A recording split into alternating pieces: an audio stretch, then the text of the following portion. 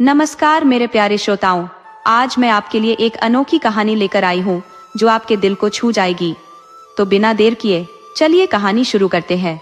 बहुत समय पहले की बात है। एक नगर में एक धनी सेठ बसता था। उस सेठ के पास सभी भौतिक सुख सुविधाएं थी, परंतु उसका मन हमेशा एक अजीब सी खालीपन से भरा रहता था, क्योंकि उसकी कोई संतान नहीं थी। संतानहीनता का बोझ उसके हृदय पर सदैव भारी रहता था। एक दिन अप्रत्याशित रूप से उसे ज्ञात हुआ कि उसकी पत्नी गर्भवती है। यह खबर सुनकर वह गहन चिंता में पड़ गया, परंतु साथ ही उसने अपनी पत्नी की देखभाल में कोई कसर नहीं छोड़ी। हर आवश्यक सुविधा और सुख उसे प्रदान किया। समय के प्रवाह के साथ एक शुभ दिन उनके घर में एक पुत्र का जन्म हुआ। सेठ की प्रसन्नता की कोई सीमा नहीं रही। उसने पूरे नगर में मिठाइयां बांटने का आदेश दिया और अपने पुत्र के पालन पोषण में कोई कमी नहीं की। उसका पुत्र शीघ्र ही बड़ा होने लगा और सेठ ने निश्चय किया कि उसे शिक्षा ग्रहण करने के लिए गुरुकुल भेजा जाए, ताकि वह एक विद्वान बने।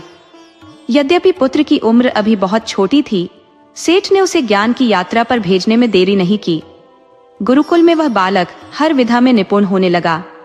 वह अपने गुरु की हर आज्ञा का पालन करता और दिन प्रतिदिन अधिक कुशल विद्यार्थी बनता चला गया। गुरुकुल में रहकर उसने वेदों, पुराणों और शास्त्रों का गहन अध्ययन किया और अल्पायु में ही एक महान विद्वान बन गया। उसके गुरुजन भी उसकी लगन और विद्या से अत्यधिक प्रसन्न थे और गर्व महसूस करते थे कि उनका यह शिष्य इतनी छोटी उम्र में अपार ज्ञान अर्जित कर चुका है। लेकिन जैसा कि कहावत है कि समय का कोई भरोसा नहीं होता, कब कौन सी विपत्ति आ जाए कोई नहीं जानता।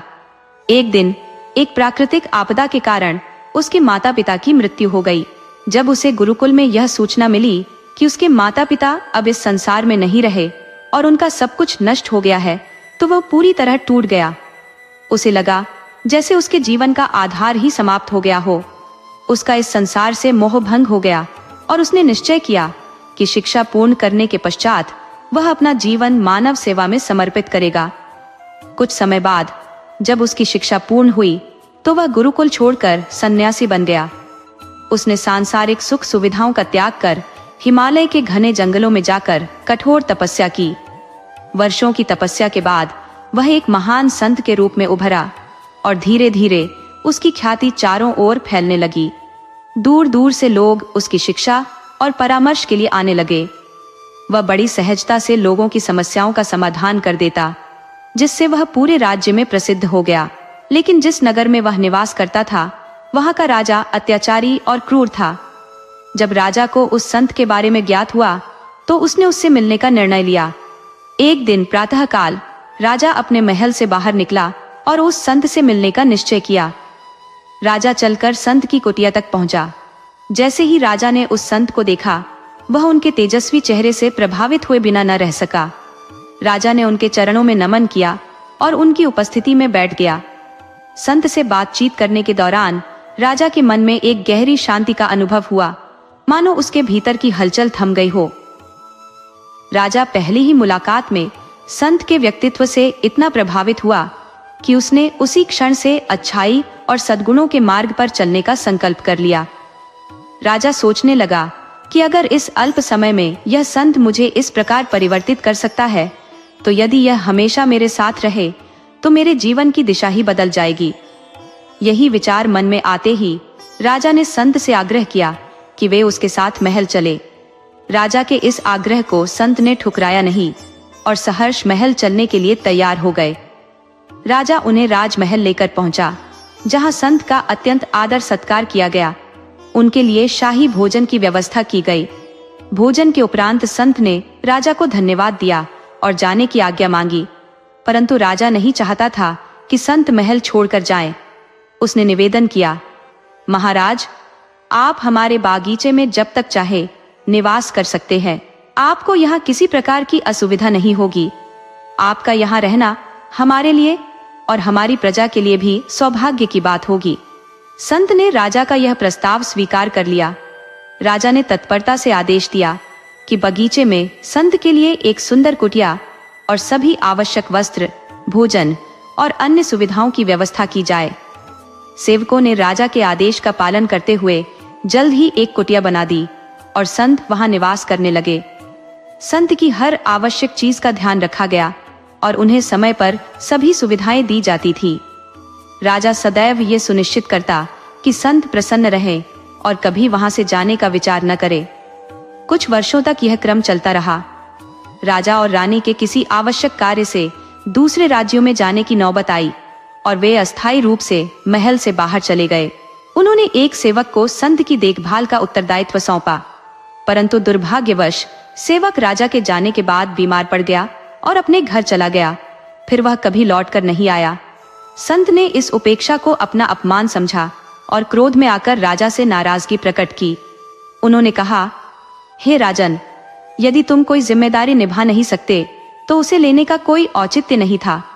राजा ने विनम्रता से माफी मांगी और कहा, हे महाराज, यदि मुझसे कोई भूल हुई हो तो मैं क्षमा चाहता हूँ। कृपया अपना क्रोध शांत करें और बताएं कि आखिर क्या हुआ है। संत ने दुखित स्वर में कहा, तुम्हारे जाने के बाद किसी ने मुझे भोजन तक नहीं दिया। मैं कई दिनों तक भूखा रहा और किसी ने मेरी सुध भी नहीं ली कि मैं किस स्थिति में हूँ। राजा ने संत से बार बार क्षमा याचना की और वचन दिया कि भविष्य में ऐसी कोई गलती नहीं होगी। इसके बाद मामला शांत हुआ और संत ने राजा को क्षमा कर दिया। जब राजा और सन्यासी के बीच गंभीर संवाद हो रहा था, रानी भी चुपचाप उन दोनों की बातचीत सुन रही थी और स्थिति को ध्यानपूर्वक देख रही थी। इस बार राजा ने पूरी सावधानी बरतते हुए सन्यासी को किसी प्रकार की शिकायत का मौका नहीं दिया, बल्कि उनकी सेवा में कोई कमी नहीं रखी। कुछ समय बाद राजा को पुनः अपने राज्य से बाहर एक महत्वपूर्ण कार्य के लिए जाना पड़ा, लेकिन इस बार राजा नहीं चाहता था कि उसकी अनुपस्थिति में सन्यासी की देखभाल में कोई चूक हो। इसलिए राज्य छोड़ने से पहले राजा ने अपनी रानी से कहा, जब तक मैं लौट कर ना आऊं, आप स्वयं सन्यासी महाराज की सेवा करेंगी। रानी ने सहमति व्यक्त करते हुए कहा, जी महाराज, आप निश्चिंत होकर जाएं, मैं सन्यासी महाराज की सेवा उचित रूप से करूंगी। इसके बाद रानी प्रतिदिन अपने हाथों से भोजन तैयार कर सन्यासी महाराज को भिजवा देती थी। लेकिन एक दिन जब रानी स्नान करने गई, वह भोजन भेजना भूल गई। सन्यासी ने काफी समय तक प्रतीक्षा की, परंतु जब भोजन नहीं आया तो वह चिंतित हो गए। उन्होंने सोचा, आज भोजन क्यों नहीं आया। इसके बाद उन्होंने निश्चय किया कि स्वयं महल जाकर देखे कि क्या हुआ। सन्यासी महल में पहुंचे और वहां उनकी दृष्टि रानी पर पड़ी। रानी के लंबे रेशमी काले बाल जो उसकी कमर तक लहराते थे, उसकी काजल भरी आंखें जो देखने वाले को मंत्रमुग्ध कर देती थी, और उसकी हिरनी जैसी चाल ने सन्यासी को चौंका दिया। रानी का अनुपम सौंदर्य उनके मन में गहरे उतर गया। वह बिना कुछ कहे अपनी कुटिया लौट आए, लेकिन रानी का रूप उनके मन से निकल ही नहीं सका। सन्यासी ने खाना पीना छोड़ दिया और दिनों तक कुछ भी ग्रहण नहीं किया। धीरे धीरे उनकी सेहत बिगड़ने लगी और वह अत्यंत दुर्बल हो गए। जब राजा महल वापस लौटा और सन्यासी की इस दयनीय स्थिति के बारे में जाना, तो वह तुरंत सन्यासी के पास पहुंचे। राजा ने कहा, हे भगवान, आपको क्या हो गया? आप इतने कमजोर कैसे हो गए, जबकि मैं राज्य में हूँ? किस बात की चिंता आपको सताती है? क्या मुझसे कोई गलती हो गई है? सन्यासी ने उत्तर दिया, राजन, आपसे कोई भूल नहीं हुई। राजा ने पुनः पूछा, तो फिर समस्या क्या है? कृपया मुझे बताएं, मैं आपकी परेशानी का समाधान अवश्य करूंगा। तब सन्यासी ने कहा, राजन, आपकी रानी के अनुपम सौंदर्य ने मुझे मोह लिया है। अब मैं उनके बिना जीवित नहीं रह सकता। ये सुनकर राजा हैरान रह गया और कुछ देर विचार करने के बाद उन्होंने कहा, हे भगवान, यदि रानी के कारण आपकी यह स्थिति हो गई है तो मैं आपको रानी दे दूंगा। राजा की बात सुनकर सन्यासी व्याकुल हो गया। इसके बाद राजा सन्यासी को महल ले आए, जहां रानी ने अपने सबसे सुंदर वस्त्र और आभूषण धारण कर रखे थे। राजा ने रानी से कहा, आपको इस सन्यासी महाराज की सहायता करनी चाहिए। वे अत्यंत दुर्बल हो गए हैं और मैं नहीं चाहता कि किसी ज्ञानी पुरुष की मृत्यु का कलंक मुझ पर लगे। इसके बाद राजा ने पूछा, क्या आप इस पाप का भार अपने ऊपर लेना चाहती हैं? राजा की बात सुनकर रानी ने शांत स्वर में पूछा, महाराज, आखिर इस सन्यासी के दुख का वास्तविक कारण क्या है? राजा ने उत्तर दिया, ये सन्यासी आपकी अनुपम सुंदरता के मोहपाश में बंध चुका है। यह सुनते ही रानी ने राजा को सांत्वना देते हुए कहा, महाराज, आप चिंता त्याग दीजिए, अब सब कुछ मुझ पर छोड़ दीजिए। मुझे ज्ञात है कि क्या करना है। इससे न आपका कोई पाप लगेगा और न मेरे पवित्र धर्म की मर्यादा पर आंच आएगी। राजा ने रानी की बात पर सहमति जताते हुए उसे सन्यासी को सौंप दिया। सन्यासी रानी को लेकर अपनी कुटिया की ओर प्रसन्नता से प्रस्थान कर गया। लेकिन जब रानी कुटिया पर पहुंची तो उसने कहा, महाराज, हम इस जर्जर झोपड़ी में कैसे रह सकते हैं? हमें रहने के लिए एक उचित आवास चाहिए। रानी की इस मांग को सुनकर सन्यासी तुरंत राजा के पास पहुंचा और विनती करते हुए बोला, हे राजन, हमें रहने के लिए एक उपयुक्त घर चाहिए। राजा ने तुरंत उनके लिए एक घर की व्यवस्था कर दी। सन्यासी रानी को लेकर उस घर में पहुंचा, लेकिन वहां पहुंचने पर रानी ने देखा कि घर की दशा अत्यंत दयनीय थी। उसने कहा, महाराज, यह घर तो बहुत गंदा और जर्जर है, मैं इसमें नहीं रह सकती। सन्यासी फिर से राजा के पास जाकर बोला, हे राजन, जिस घर की आपने व्यवस्था की है उसकी हालत अत्यंत खराब है। राजा ने उस घर की मरम्मत करवा दी। इसके बाद रानी ने उस घर में प्रवेश किया, स्नान किया और बिस्तर पर विश्राम करने लगी। कुछ समय पश्चात सन्यासी भी बिस्तर पर आकर बैठ गया। रानी ने तब गंभीर स्वर में सन्यासी से कहा, क्या आप जानते हैं कि आप कौन हैं और आज आप क्या बन गए हैं? आप वह महान सन्यासी थे जिनके लिए स्वयं राजा आपकी सभी आवश्यकताओं की पूर्ति करते थे। दूर दूर से लोग आपसे ज्ञान प्राप्त करने आते थे। आप वह थे जो सत्य की राह दिखाते थे, लोगों की समस्याओं का समाधान करते थे, जिन्हें सभी गुरु मानकर पूजते थे। आज आप अपनी वासना के कारण मेरे गुलाम बन गए हैं। रानी के इन कठोर शब्दों ने सन्यासी को भीतर तक झकझोर दिया। उसे एहसास हुआ कि वह तो वह सन्यासी था जिसने जीवन का त्याग कर लोगों के कल्याण के लिए अपना जीवन समर्पित किया था। उसे स्मरण आया कि उसने संसारिक सुखों का त्याग करके शांति की खोज में वनवास लिया था और आज वह कितना बदल चुका है। जब सन्यासी को यह सत्य का बोध हुआ, वह गहरे पश्चाताप में डूब गया और फूट फूट कर रोने लगा।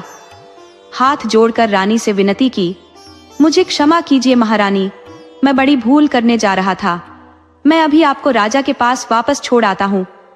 सन्यासी की यह बात सुनकर रानी ने उसे रोकते हुए कहा, महाराज, मेरे मन में एक प्रश्न उत्पन्न हो रहा है, कृपया मेरे प्रश्न का उत्तर दीजिए।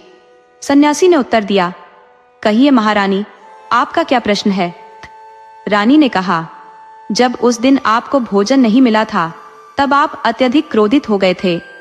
वह आपके स्वभाव का एक नया रूप था जिसे मैंने पहली बार देखा। तब से ही मैं आपके व्यवहार में एक परिवर्तन देख रही हूँ। आखिर ऐसा क्यों हुआ? महाराज, आपको इतना क्रोध क्यों आया? रानी के सवाल का उत्तर देते हुए सन्यासी ने गहरी सांस ली और बोला, महारानी, जब मैं वन में था तब मुझे अपने लिए हर चीज का प्रबंध खुद करना पड़ता था। भोजन भी समय पर नहीं मिलता था, लेकिन महल में आने के बाद मुझे हर प्रकार की सुविधाएं उपलब्ध हुई। धीरे धीरे मैं इन सुख सुविधाओं का आदी हो गया और इनसे मोह पनपने लगा। यह मोह इतना बढ़ा कि लालच का रूप ले लिया और मैं सोचने लगा कि यह सब तो मेरा अधिकार है।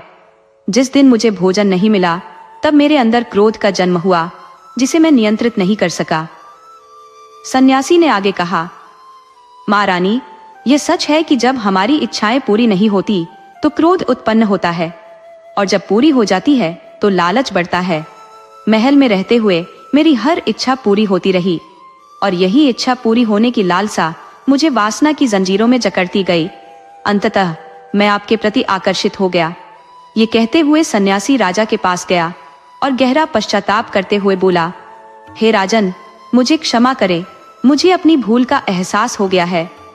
मैं अपनी इच्छाओं के वशीभूत होकर गलत राह पर बढ़ रहा था, लेकिन अब मुझे सच्चाई का बोध हो गया है और मैं जान गया हूँ कि यह मार्ग विनाश का है। सन्यासी ने राजा से कहा, हे राजन, मनुष्य के पतन का कारण 4 अवगुण होते हैं। ये 4 अवगुण हर व्यक्ति में होते हैं, लेकिन जो व्यक्ति इन पर विजय पा लेता है वह जीवन की कठिनाइयों और दुखों से बच जाता है। जो इन पर नियंत्रण नहीं रख पाता वह बर्बादी की कगार पर पहुंच जाता है। राजा ने गंभीर होकर पूछा, महाराज, वे 4 अवगुण कौन कौन से हैं जो मनुष्य को बर्बाद कर देते हैं? सन्यासी ने उत्तर दिया, हे राजन, मनुष्य को बर्बाद करने वाला पहला अवगुण है इच्छा। इच्छा हर व्यक्ति के भीतर जन्म के समय से ही बसी रहती है। एक साधारण व्यक्ति के लिए इच्छाओं का त्याग करना अत्यंत कठिन और लगभग असंभव कार्य है। इच्छाओं का कभी अंत नहीं होता। एक इच्छा पूरी होती नहीं कि दूसरी तुरंत जन्म ले लेती है। इसलिए इच्छाओं का पूरी तरह से उन्मूलन करना तो नामुमकिन है, लेकिन उन्हें नियंत्रित रखना अवश्य संभव है। सन्यासी ने आगे कहा, इच्छा सभी दुखों की जड़ है। जो अपनी इच्छाओं पर काबू नहीं पा सकता वह जीवन में कभी सफलता प्राप्त नहीं कर सकता। जब हम अपनी इच्छाओं पर नियंत्रण पा लेते हैं तो हम अपने मन पर भी नियंत्रण पा लेते हैं, और जब हमारा मन हमारे वश में होता है तब हमें सच्चे सुख की प्राप्ति होती है। तब हमारे साथ वही होता है जो हम चाहते हैं।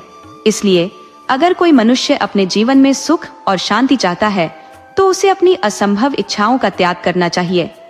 वही इच्छाएं करो जिन्हें पूरा करना संभव हो।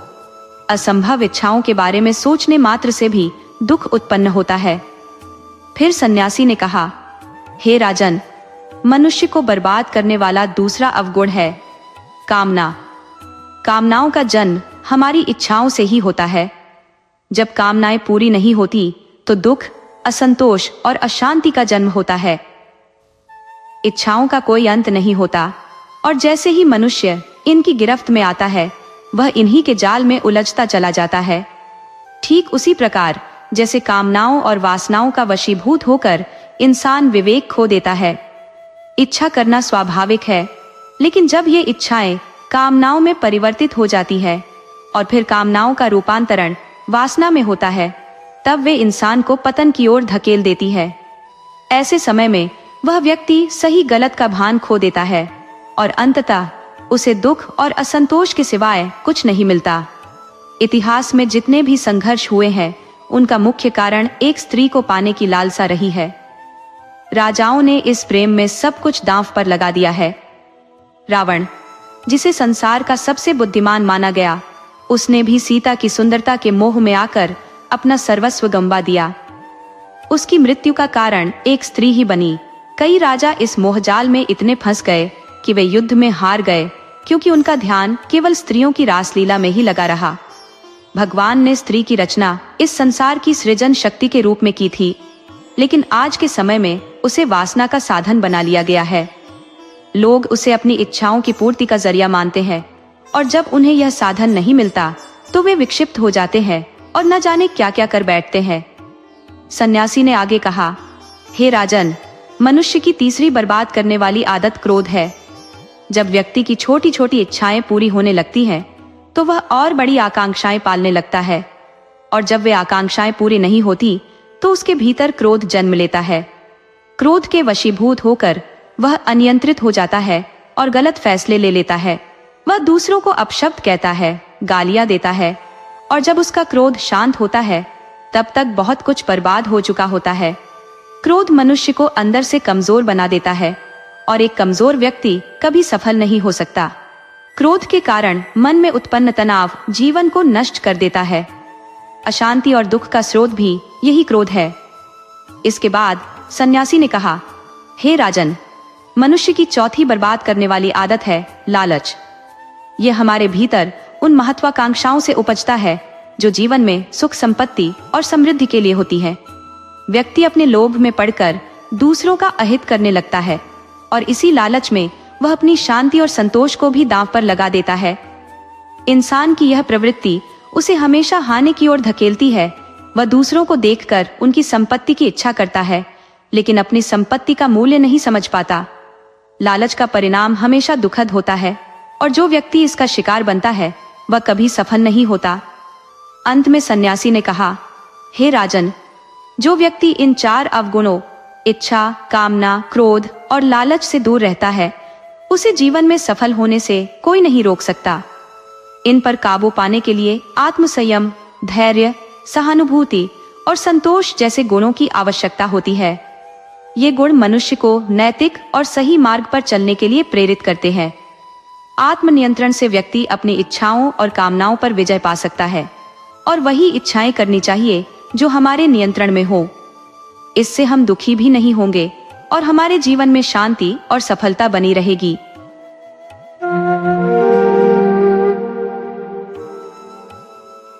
कमला और कमल 10वीं कक्षा तक साथ पढ़े थे।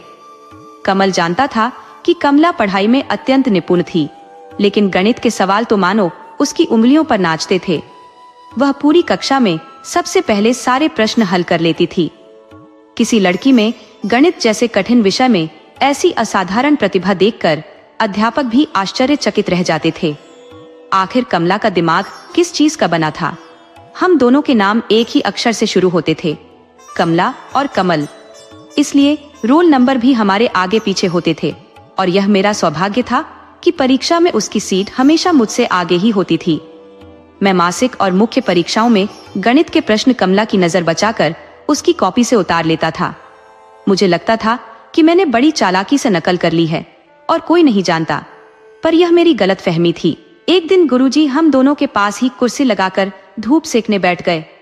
मैंने जैसे ही गर्दन उठाई, उन्होंने खा जाने वाली निगाहों से घूरा। मैं सहम कर शांत बैठ गया और आधा पेपर भी हल नहीं कर पाया। अब मुझे चिंता होने लगी कि अब क्या होगा, पास भी हो पाऊंगा या नहीं। तभी गुरुजी ने कुर्सी दूसरी तरफ सरका ली और मैंने मौका पाकर कमला की कॉपी में झांका। वह काम खत्म करके कॉपी बंद कर चुकी थी। मैं हतप्रभ रह गया। अचानक मेरी नजर उसके चेहरे पर पड़ी तो कमला मुझे देखकर मुस्कुरा रही थी। मैंने नजरें चुराईं, लेकिन उसने मेज थपथपाकर इशारा किया और अपनी कॉपी के पन्ने खोल दिए। मेरे सामने तो जैसे खजाना खुल गया और मैंने जल्दी जल्दी सारे उत्तर उतार लिए। उस परीक्षा में हमारे सबसे ज्यादा अंक आए थे, लेकिन बोर्ड परीक्षा में सीट दूर होने के कारण मैं उसकी कॉपी में झांक नहीं पाया। इसलिए कमला प्रथम श्रेणी में सम्मान सहित और मैं द्वितीय श्रेणी में उत्तीर्ण हुआ। कमला ने जिले में टॉप किया था और स्कूल और पूरे गांव का नाम रोशन किया था।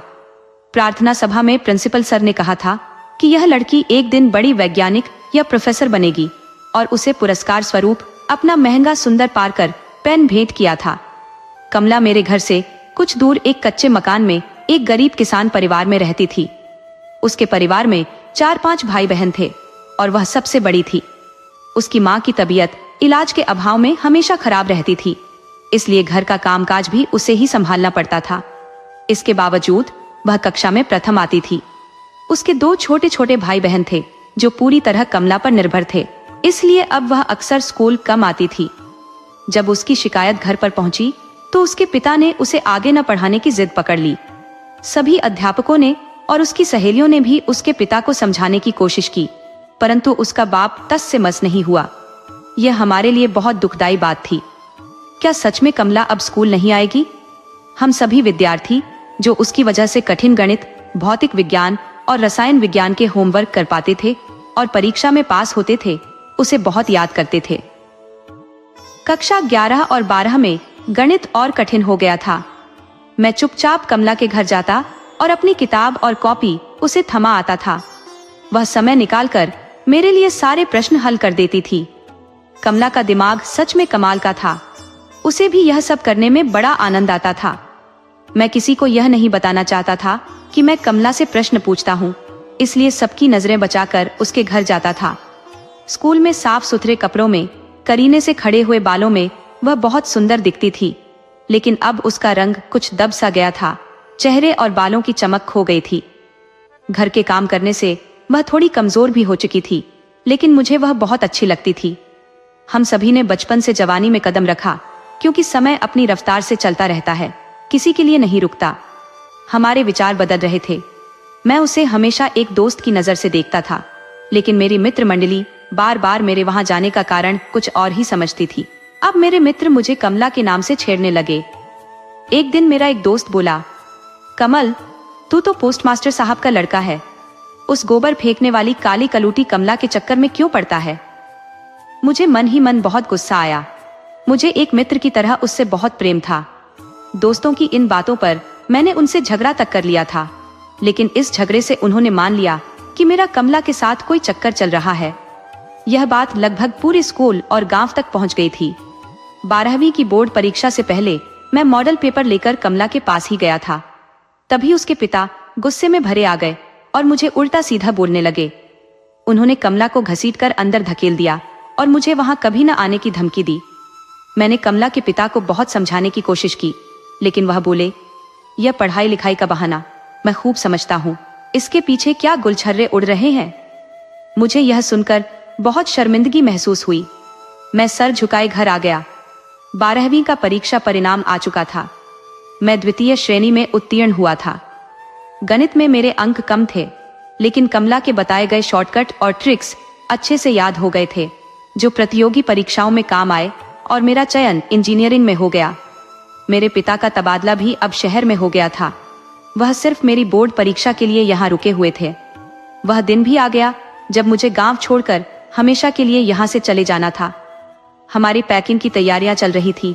तभी मेरी कक्षा की एक लड़की आई और उसने मेरे कान में फुसफुसाते हुए कहा, कमला तुमसे बात करना चाहती है, वह तुमसे मिलने आई है। मैं सोचने लगा, कमला मुझसे मिलने क्यों आई होगी, क्या बात कहना चाहती है वह। और यह सोचते हुए जब मैं बाहर निकला तो कमला बहुत दुखी और घबराई हुई सी लग रही थी। ऐसा लग रहा था कि वह बहुत रोई है। उसने शिकायती लहजे में मुझसे कहा, कमल कैसे दोस्त हो तुम, पिताजी ने डांट दिया तो तुम मेरे हालचाल लेने भी छोड़ दिए। तुम न तो अपनी चैन की मिठाई खिलाने आए और न ही जाने से पहले खुद मिलने आए। कितने स्वार्थी हो गए हो कमल तुम। कमला की बात सुनकर मैं थोड़ा हकला सा गया और बोला, यह तो मेरी बड़ी गलती थी। पर कमला ने मुझे टोकते हुए कहा, बस बस बहुत हो गए बहाने। देखो मैं तुमसे मिलने आई हूं ना, बदनामी के डर के बावजूद। मैं चुपचाप ठगा सा खड़ा रह गया।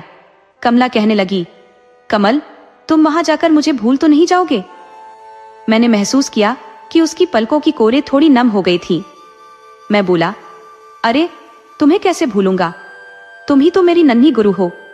तुम्हारी वजह से ही तो मेरे अच्छे नंबर आए हैं और इंजीनियरिंग में भी तुम्हारी वजह से ही मैं निकला हूं। कमला के गालों पर 2 बूंद आंसू लुढ़क आए। वह कहने लगी, क्या जीनियस, बस खाना पकाना, झाड़ू पोछा, लीपा पोती यही याद रह गया है अब तो यही मेरा नसीब है। खैर मेरी छोड़ो कमल, तुम खूब मन लगाकर पढ़ना। ओ नल द बेस्ट। और वह आंखें पोंछती हुई बोली, ये पेन अब मेरे किसी काम का नहीं है, लेकिन तुम इससे कठिन से कठिन सवाल हल करना और जीवन में आगे बढ़ना। यह कहते हुए उसने अपना पार्कर का कीमती पेन मेरी तरफ बढ़ा दिया, जो उसे कक्षा 10 में टॉप करने पर प्रिंसिपल सर ने दिया था। मैं कुछ समझ नहीं पा रहा था कि क्या कहूँ, लेकिन उसकी बातें और उसके आंसू मेरे दिल को पिघला रहे थे। मैं उस वक्त उसके लिए क्या कर सकता था, यह भी मेरी समझ में नहीं आया। कल तक तो मैं एकदम सामान्य था, बस यहाँ से जाने की तैयारी में मग्न था, लेकिन आज रात भर मैं कमला के बारे में ही सोचता रहा।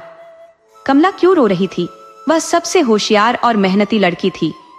आज साधारण बच्चे भी जीवन में अपना मुकाम हासिल कर रहे हैं और आगे बढ़ रहे हैं। क्या उसकी असाधारण प्रतिभा इसी तरह घुट घुट कर मर जाएगी? मुझे अब यहाँ से जाने का भी बुरा लग रहा था।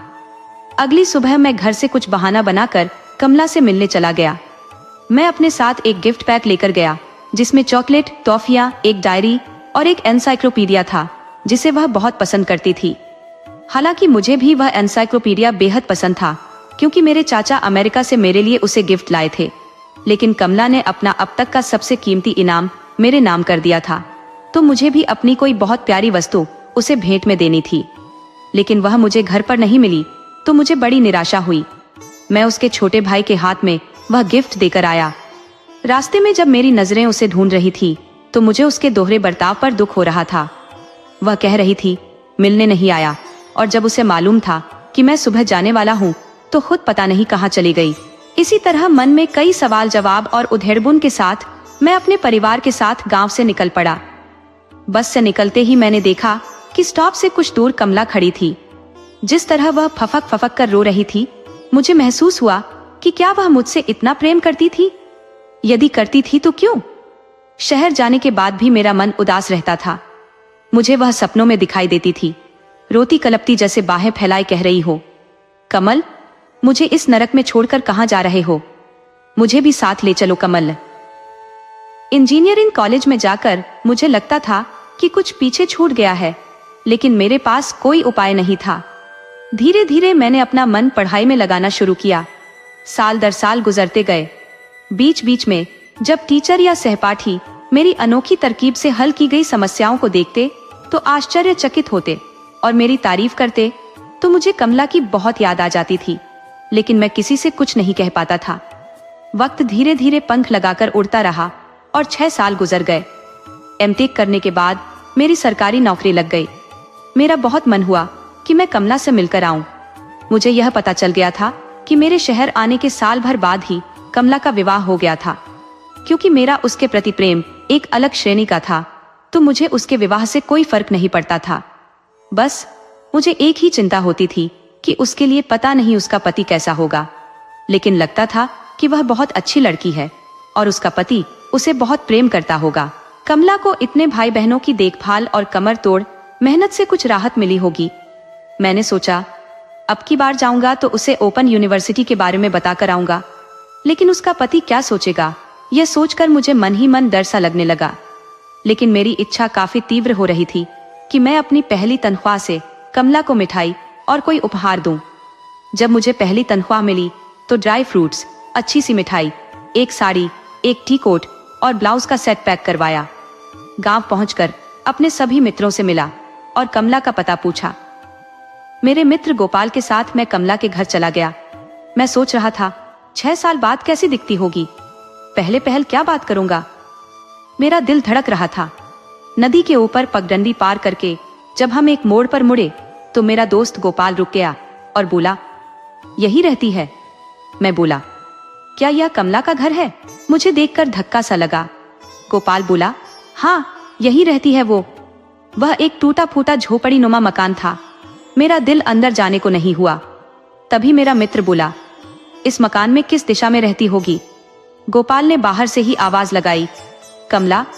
ओ कमला। अंदर से किसी शराबी की लड़खड़ाती आवाज में गालियों के साथ जवाब आया, क्या कमला? कमला पता नहीं कहां जाकर मर गई है, गधे की बच्ची। हम कुछ देर बाहर ही खड़े रहे, लेकिन कोई नहीं आया। हिम्मत करके हमने उस झोपड़ी के आहते में कदम रखा। एक 5 साल का कुपोषित सा बच्चा अधनंगा मिट्टी में सना हुआ कुछ खेल रहा था। उसे देखकर मेरा जी हलक में आ गया, क्योंकि यह कमला का ही बच्चा था।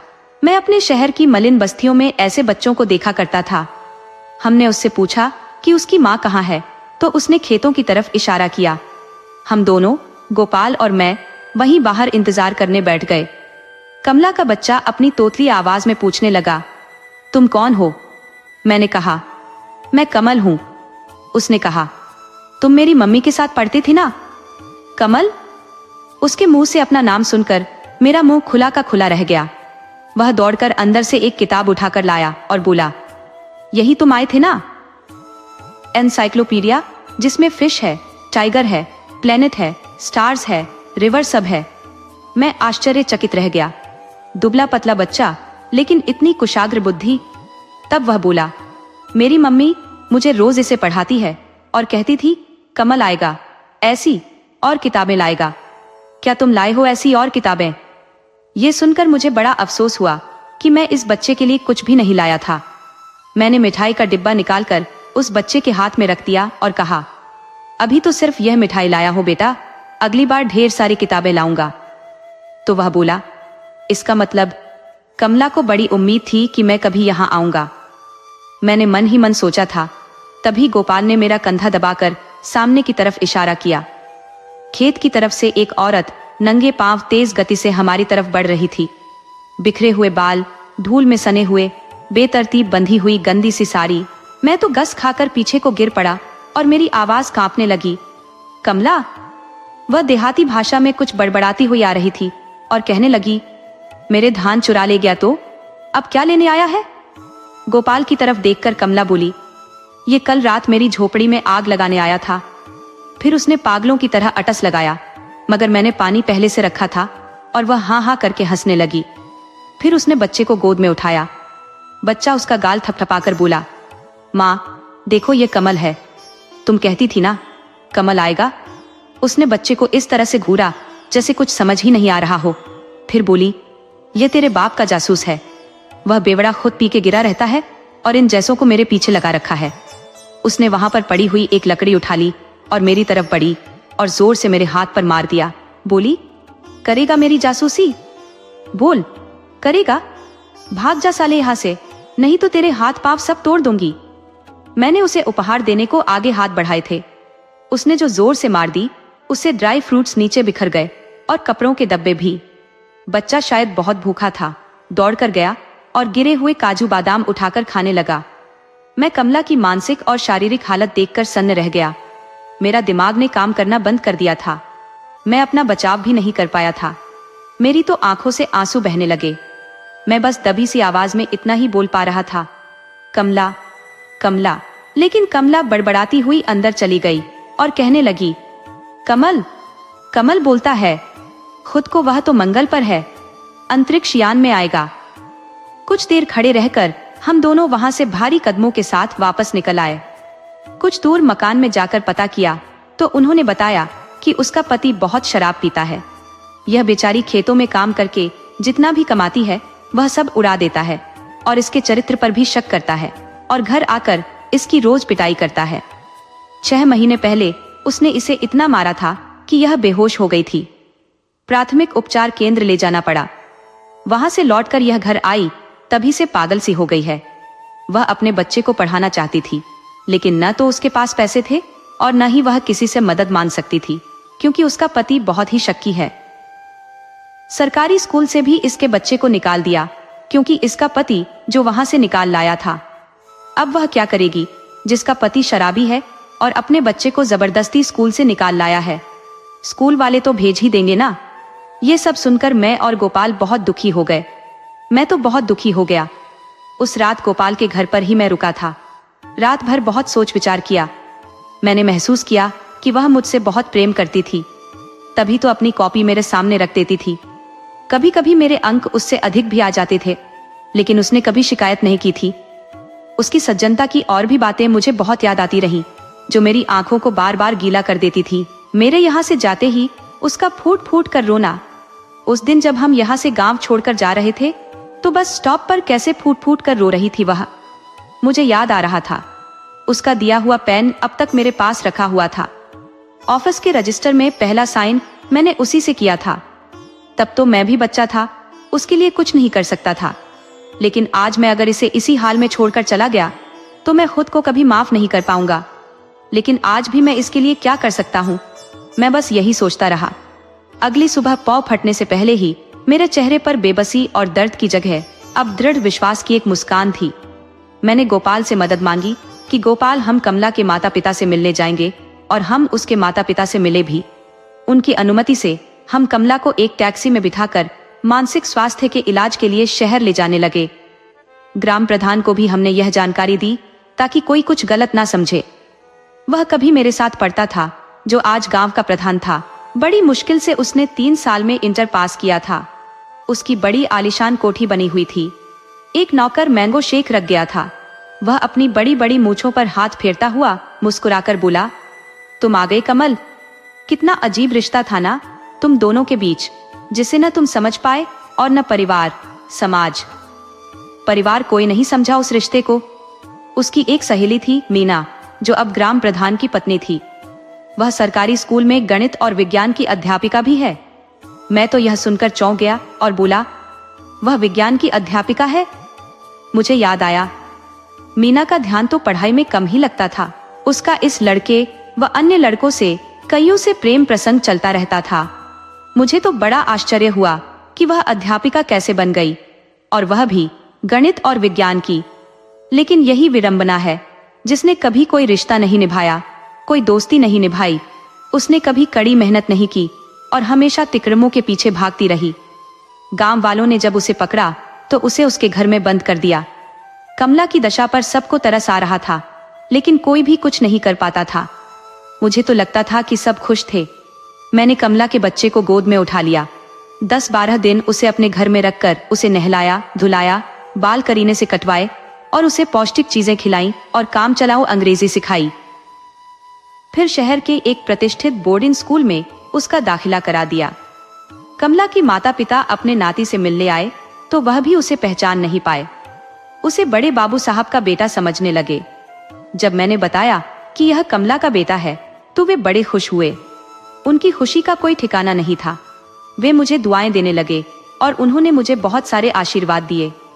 कमला की माँ बोली, मेरी बेटी को खुद भी पढ़ने का बहुत शौक था। वह खूब आगे तक पढ़ना चाहती थी। ये सपना उसका कभी पूरा नहीं हो पाया, बस हालातों में फंसकर रह गई। लेकिन आज उसके बच्चे को इतने अच्छे स्कूल में दाखिला मिल गया है, शायद अब उसका सपना पूरा हो सके। आज उसकी तबीयत ठीक होती तो वह यह देखकर झूम रही होती। जुग जुग जियो बेटा कमल, तुमने बहुत अच्छा किया है। फिर हम सभी कमला से मिलने अस्पताल गए, लेकिन मुझे देखते ही वह फिर से बड़बड़ाने लगी। चला जा यहाँ से। मेरा दिल हलक को आ गया। मन ही मन मैं उसकी तरफ देखकर बोलता था, अब भी देर नहीं हुई है, तुम अपने दिल की कह दो। मैंने डॉक्टर से पूछा, डॉक्टर साहब, कमला की सेहत में सुधार कब तक आएगा? डॉक्टर बोले, समय लगेगा सर, धीरज रखिए। मैं उदास तो बहुत था, जी करता कि वह उठ खड़ी हो, मुस्कुराकर मेरे पास चली आए और मैं उसे कस के गले लगा लूं। तूने जीवन में बहुत दर्द कष्ट सह लिया कमला, अब तेरा कमल आ गया है। अपने पैरों पर खड़ा होकर कमला मुझे पहचान तो ले। मुझे बड़ी उम्मीद थी वह जल्दी ठीक हो जाएगी और अपने बेटे को पढ़ाई करता देखकर प्रसन्नता से फूल नहीं समाएगी। मैं कमला को भी ओपन यूनिवर्सिटी से डिग्री दिलाऊंगा, उसका हर सपना पूरा करूंगा। एक दिन डॉक्टर का फोन आया, कहने लगे, कमल जी, कमला की दिमागी हालत अब पहले से काफी ठीक है, आप चाहे तो उनको डिस्चार्ज करा के ले जा सकते हैं। आगे का इलाज लंबा चलेगा, जो आप घर पर भी करा सकते हैं। तभी मैं एक उम्मीद के साथ भागा भागा अस्पताल पहुंचा। उसे नहला धुला के नए कपड़े पहनाए गए थे, बाल करीने से काढ़े गए थे। अच्छा खाना पीना और देखभाल के चलते उसकी सेहत में काफी सुधार आने लगा था। अब वह देखने में भी काफी सुंदर लग रही थी। जैसे ही मैं अस्पताल पहुंचा, कमला ने मुझे देखते ही पहचान लिया और उसकी आंखों में एक अनोखी सी चमक आ गई। वह बोली, अरे तुम कमल हो ना? मेरी खुशी का भी पारावार न रहा कि उसने मुझे पहचान लिया। मैं चहक कर बोला, हाँ कमला, मैं कमल। तो वह एकदम से खड़ी हो गई और बोली, कैसे हो तुम? मैंने कहा, मैं ठीक हूं कमला। और वह कहने लगी, तुम यहाँ कैसे? अस्पताल में कोई बीमार है क्या? कमला की माँ पास में खड़ी थी तो उन्होंने कमला को बताया कि किस तरह कमल उसे गांव से लेकर आया है, उसके बेटे को हॉस्टल में डाला है और कमला का लंबे समय से इलाज करवा रहा है। वह तो कृतज्ञता से भर उठी और बोली, कमल, तुमने यह सब किया मेरे लिए? सच में तुम मेरे सच्चे दोस्त हो। मैं किन शब्दों में तुमसे धन्यवाद कहूं? मैं बोला, हाँ सच्चा दोस्त, लेकिन वक्त पर तुम्हारे लिए कुछ नहीं कर पाया ना कमला, इसका मुझे बड़ा अफसोस है। कुछ देर के लिए चुप्पी छाई रही। मैं बात आगे बढ़ाते हुए बोला, अब तुम मुझे धन्यवाद नहीं बल्कि आश्वासन दो कि तुम अपनी अधूरी पढ़ाई पूरी करोगी। जो तुम्हारी पढ़ाई छूट गई है उसे अब तुम पूरा करके दिखाओगी तो दोस्ती पक्की, तभी मैं समझूंगा कि मैंने अपनी दोस्ती निभाई। उसकी तरफ से कोई उत्तर नहीं मिला। वह चुपचाप खड़ी रही। घर आकर मैंने कुछ दिन उसे सेहत सुधारने का समय दिया। एक दिन मैंने देखा कमला अपना बैग पैक कर रही थी। मैं एक फार्म लिए भागा भागा उसके कमरे में गया और बहुत ही जोश में बोला, यह देख कमला, ओपन यूनिवर्सिटी स्कूल के फार्म है, इंटर का है। तुम इसे भर के रख देना, मैं कल इसे जमा कर दूंगा। ये ओपन स्कूल का फॉर्म है, तुम्हारी जो इंटर रह गई है उसे कर लेना। एकदम से उसने मुझे देखा, विचलित सी नजर डाली और फिर खिड़की के बाहर देखने लगी और बोली, कमल, मुझे गांव पहुंचा दो। मैं बोला, क्या बोल रही हो कमला तुम? वह बोली, कमल, तुम्हारा बहुत बहुत शुक्रिया, तुमने मेरा इलाज करवा दिया। मैं अब बिल्कुल ठीक हो चुकी हूँ। मेरा बेटा पढ़ रहा है ना, मेरे लिए वही काफी है। तुम मुझ पर बस यह कृपा कर दो। तो मैंने कहा, तुमको कितना शौक था कमला आगे पढ़ने का, ये एक मौका है। इलाज के लिए आई हो तुम तो यह फॉर्म भी भरती जाओ ना। कमला कहने लगी, कमल, मैं क्या करूंगी अब पढ़ के? मैंने कहा, कमला, तुम्हारी कोई उम्र ही क्या है? कोई उम्र नहीं निकल गई है, पढ़ लिख कर नौकरी भी कर सकती हो। हर काम का एक वक्त होता है। वह कहने लगी, कमल, अब वह मेरा समय निकल गया। मैंने कहा, कमला, गांव जाकर क्या करोगी, कहाँ रहोगी? और वह कहने लगी, कमल, क्यों? मेरा घर है, खेत है, खेती करूंगी। मैं कहने लगा, और वह तुम्हारा शराबी शक्की पति? तब कमला कहने लगी, वह मेरा कुछ नहीं बिगाड़ पाएगा। तब मैं टूटी, निराश, अवसादग्रस्त थी। अब मेरे पास तुम्हारी दोस्ती का आत्मविश्वास है कमल। मेरी दोस्ती की खातिर ही मैंने कहा, कमला तुम अपनी पढ़ाई पूरी कर लेती तो। मैंने अपने हाथ का फार्म उसकी तरफ बढ़ाया, लेकिन कमला ने कोई दिलचस्पी नहीं दिखाई। मैं समझ गया कि तब इसी कमला की आंखों में ज्ञान की प्यास का जब कोई मोल नहीं रहा, तो सीखने की कोशिश का इसके दिमाग में नहीं है कि अब उसे दिख रहा है उसे अब करना क्या है। और मेरी आशाओं का एक टिमटिमाता दिया बुझ गया और मैं यह आस लगा रहा था कि मैं कमला को पढ़ाऊंगा, लेकिन वह तो एक भारतीय नारी थी। उसे तो अपनी ससुराल, अपना पति, चाहे वह पियक्कड़ है, कुछ भी उसके साथ जिंदगी गुजारनी है। उसे तो अपना घर, वह टूटी फूटी झोपड़ी ही प्यारी लगती है। दोस्तों, यहीं पर हमारी कहानी समाप्त होती है, क्योंकि जो कमला है वह अपने घर चली गई और अपने ससुराल, वहां जाकर अपनी रोजमर्रा की जिंदगी में जो टिक गई है उसी में सिमट गई। उसका बेटा हॉस्टल में पढ़ रहा है और हमारी कहानी भी दोस्तों यहीं पर समाप्त होती है। समय समय पर कमल आता है, उसकी बड़ी दोस्ती है, उसे निभा रहा है। कमला का उसे बड़ा सहारा है। कभी वह कमल को मन ही मन प्रेम करती थी, लेकिन आज उसका पति जैसा भी है उसका पति है, इसलिए वह एक मर्यादा में रहती है।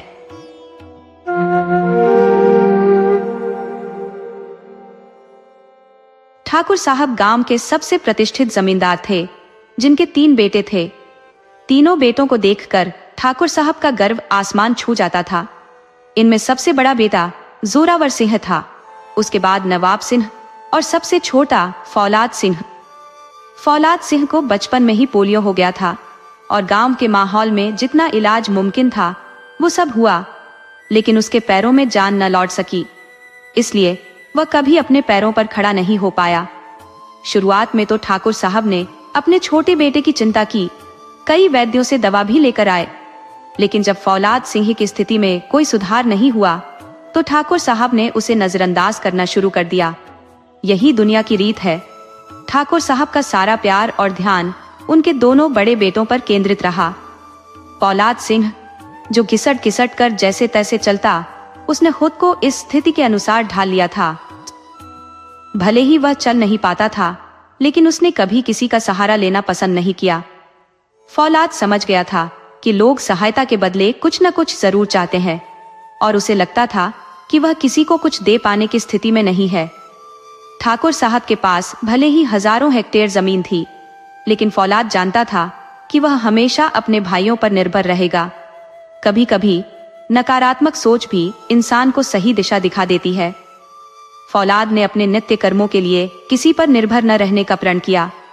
वह स्कूल भी नहीं गया, फिर भी उसका ज्ञान अपने भाइयों से अधिक था। वह बांसुरी बजाने में बहुत निपुण था और बांसुरी की धुन से वह अपनी अंदर की पीड़ा को भुला देता था। जोरावर सिंह और नवाब सिंह दोनों की शादी हो चुकी थी। दोनों की पत्नियां बड़ी ठाकुरों की बेटियां थी।